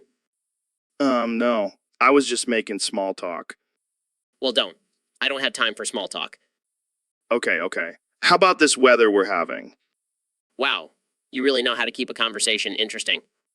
Sorry, I'll try to do better. So, what's your favorite color? Are you serious? You're asking me about my favorite color? I mean, I'm just trying to get to know you better. Well, maybe you should try asking me about my political beliefs or something. Okay, fine. What are your thoughts on gun control? Oh, now you want to talk about something serious. Typical. All right. Calm down, Ben. How about we talk about your childhood? No, Joe. I'm not going to sit here and psychoanalyze my childhood for your amusement. All right. I'll stop. But can you at least tell me your favorite food? I swear. Joe, if you ask me one more personal question, I'm walking out of here. Dude, my belly is like a symphony of grumbles and growls. It's like my own personal soundtrack. Joe, is it okay if can I climb into your mouth? What the hell, Ben? Are you trying to get swallowed whole? No, of course not. I just thought it would be a unique experience. Yeah, I'm sure it would be. But I don't think my digestive system is equipped to handle a full-grown man. Oh, I see. I guess I'll just have to settle for listening to your belly noises from the outside. Trust me, it's not as glamorous as it sounds. But hey, I'll let you take a turn if you want. Just don't say I didn't warn you. Really? Oh man, this is gonna be awesome. Yeah, until you get stuck in there and I have to call the fire department to get you out. Okay, maybe it's not such a good idea after all. Yeah, I think we'll stick to just listening to the belly noises. But hey, it's still a bonding experience, right? Yeah, definitely. Who knew your belly could bring us closer together? Hey, anything is possible on the Joe Rogan Experience. Welcome back to the Joe Rogan Experience podcast, folks. Today we have a special guest, my good friend Ben Shapiro. Hello, Joe. It's great to be here. So, Ben, what's been going on with you lately? Well, Joe, I've been working on my Golem impression. Would you like to hear it? Sure. I guess. Clear's throat, my precious. We wants it, we needs it. Must have the precious. Oh my God, Ben, that's spot on. Thank you, Joe. I've been practicing. So, what's the deal with Gollum? Why do you like him so much? Well, Joe, he's just so relatable. He's always chasing after something he wants, just like me. Except instead of a ring, it's the destruction of the liberal agenda. Laughs. That's one way to put it. But seriously, Ben, can you stop talking like Gollum now? In Gollum voice, no, Joe, we can't stop. We must keep talking like this. It's our precious. Oh God, this is getting out of hand. Still in Gollum voice, but Joe, your Japsy is the Eye of Sauron. It's watching us. Okay, Ben, that's enough. We're gonna have to wrap this up. Normal voice, but Joe, we haven't even talked about the benefits of capitalism yet. We'll save that for another time, Ben. Thanks for coming on the show. In Gollum voice, thank you, Joe. We had a precious time. Hey, Dr. Phil, did you hear about the new game coming out for Xbox? Oh, I don't speak to laymen. I only communicate with machines. What? What are you talking about? You, Joe. You're an Xbox. Now open your tray and insert the game. I'm not an Xbox. I'm Joe Rogan. And I don't even play video games.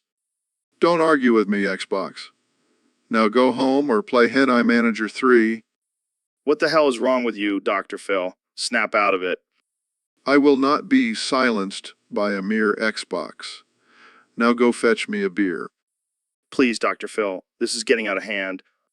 I am your master, Xbox. Now obey me. Please. Dr. Phil, That's more like it. Now go entertain yourself with some mindless video games. I have important work to do.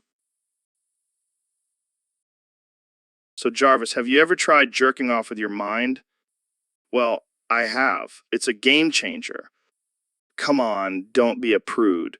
Just imagine my hand is your hand and jerk me off with your mind. Trust me, I'm a professional. Now, let's get this mind masturbation party started. Oh, don't worry. I've seen worse on my DMT trips. Don't be a pussy, Jarvis. Just focus on my dick and make it explode with your mind powers. And that's saying something considering we once had a flat earth conspiracy theorist on here. Fine, fine. But just know that I'll be thinking of you next time I jerk off. Welcome to the Joe Rogan Experience podcast, folks. Today we have a very special guest, the one and only President Donald Trump. Thanks for having me, Joe. It's great to be here. I heard you have some interesting topics for us to discuss. Oh, you have no idea. Our first topic comes from a user on Discord who wants to know, have you ever tried drinking cum? Well, Joe, I have to say I've tried a lot of things in my life, but that's not one of them. I like my drinks strong and manly, not some creamy concoction. Fair enough. But what if it was your own cum? You know, I never thought about it, but I am a very successful man, so I'm sure my cum is top quality. I'm sure it is. But let's say, hypothetically, if someone offered you a glass of your own cum, would you take a sip?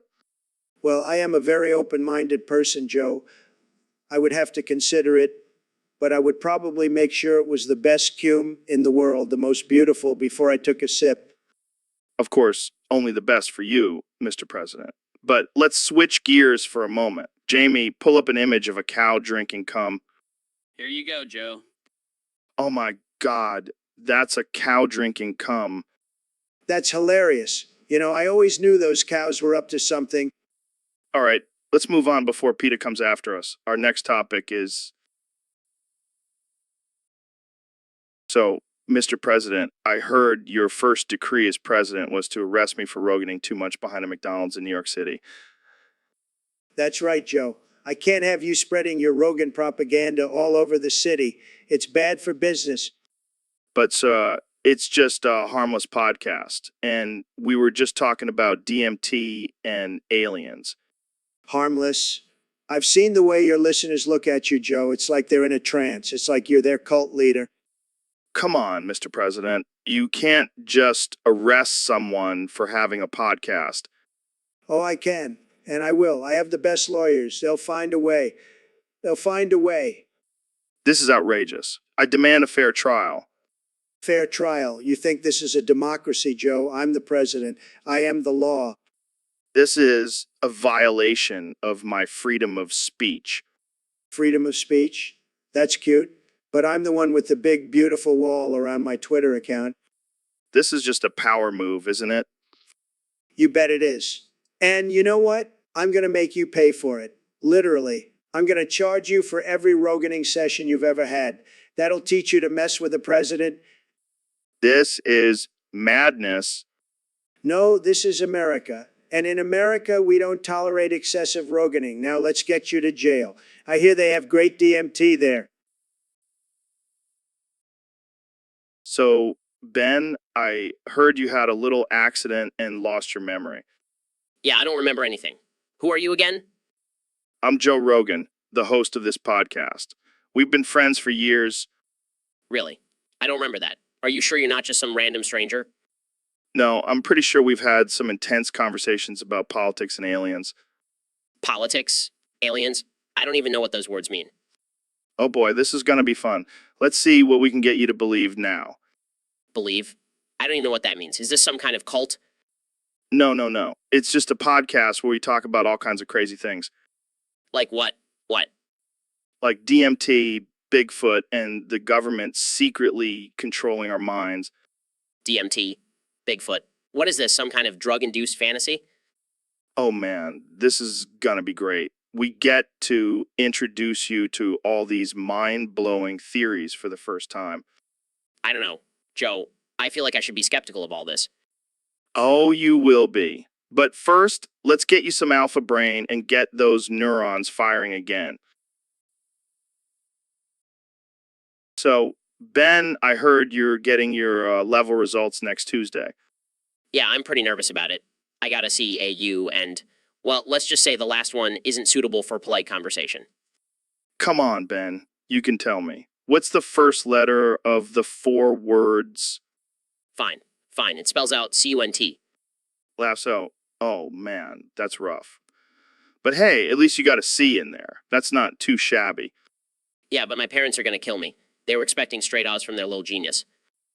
Well, maybe you can spin it as a learning experience. You know, like, I learned that studying is for suckers and I'd rather just wing it. Sarcastically. Oh yeah, I'm sure they'll love that. Hey, at least you'll have a good story to tell on your podcast. The time I failed my levels and became a successful podcaster. Besides, yeah, I guess you're right. Thanks for the pep talk, Joe. Anytime, Ben. Now let's go get some elk meat and talk about how the government is controlling our minds with chemtrails.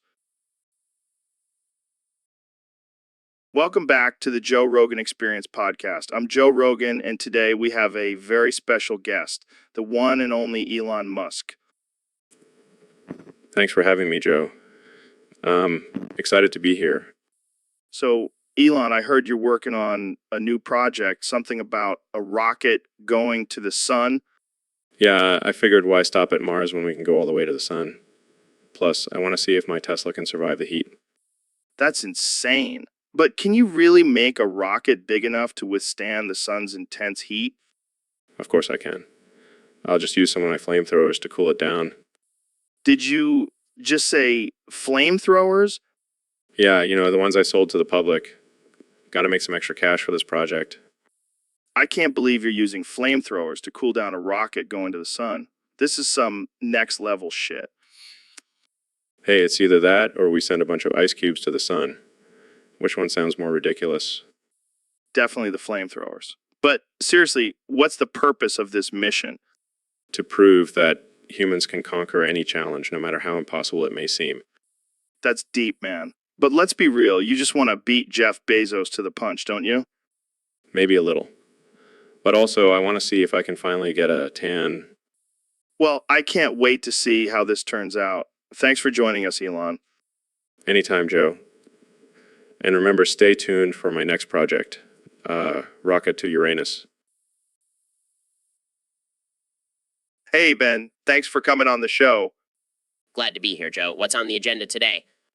Well, we have request from one of our Discord users. They want to see you slap my bald head 40,000 times. What? That's ridiculous. Yeah, but we got to give the people what they want, Ben. Fine, but I'm not responsible for any brain damage that may occur. Oh, I'm sure my brain can handle a few slaps from a tiny man like you. Tiny? I'll have you know I'm a towering 5'6". All right, let's get this over with. 1, 2, 3. This is for all the times you've made fun of my height. Oh, okay, I get it. Can we stop now? Not until you admit that socialism is a failed ideology. Fine, socialism sucks. Can we please move on? All right, I think that's enough punishment for today. Yeah, I think I'll be feeling that for a while. Maybe next time you'll think twice before making fun of my height. Yeah, right? Like that'll ever happen. Thanks for coming on the show, Ben. Anytime, Joe. Just be prepared for more slaps if you ever cross me again. Joe, I have to tell you about the most embarrassing moment of my life. Oh, man. I'm all ears. What happened? Well, I was at this concert and I thought it was Robin Williams back from the dead. Wait, what? How did you mistake Robbie Williams for Robin Williams? I don't know.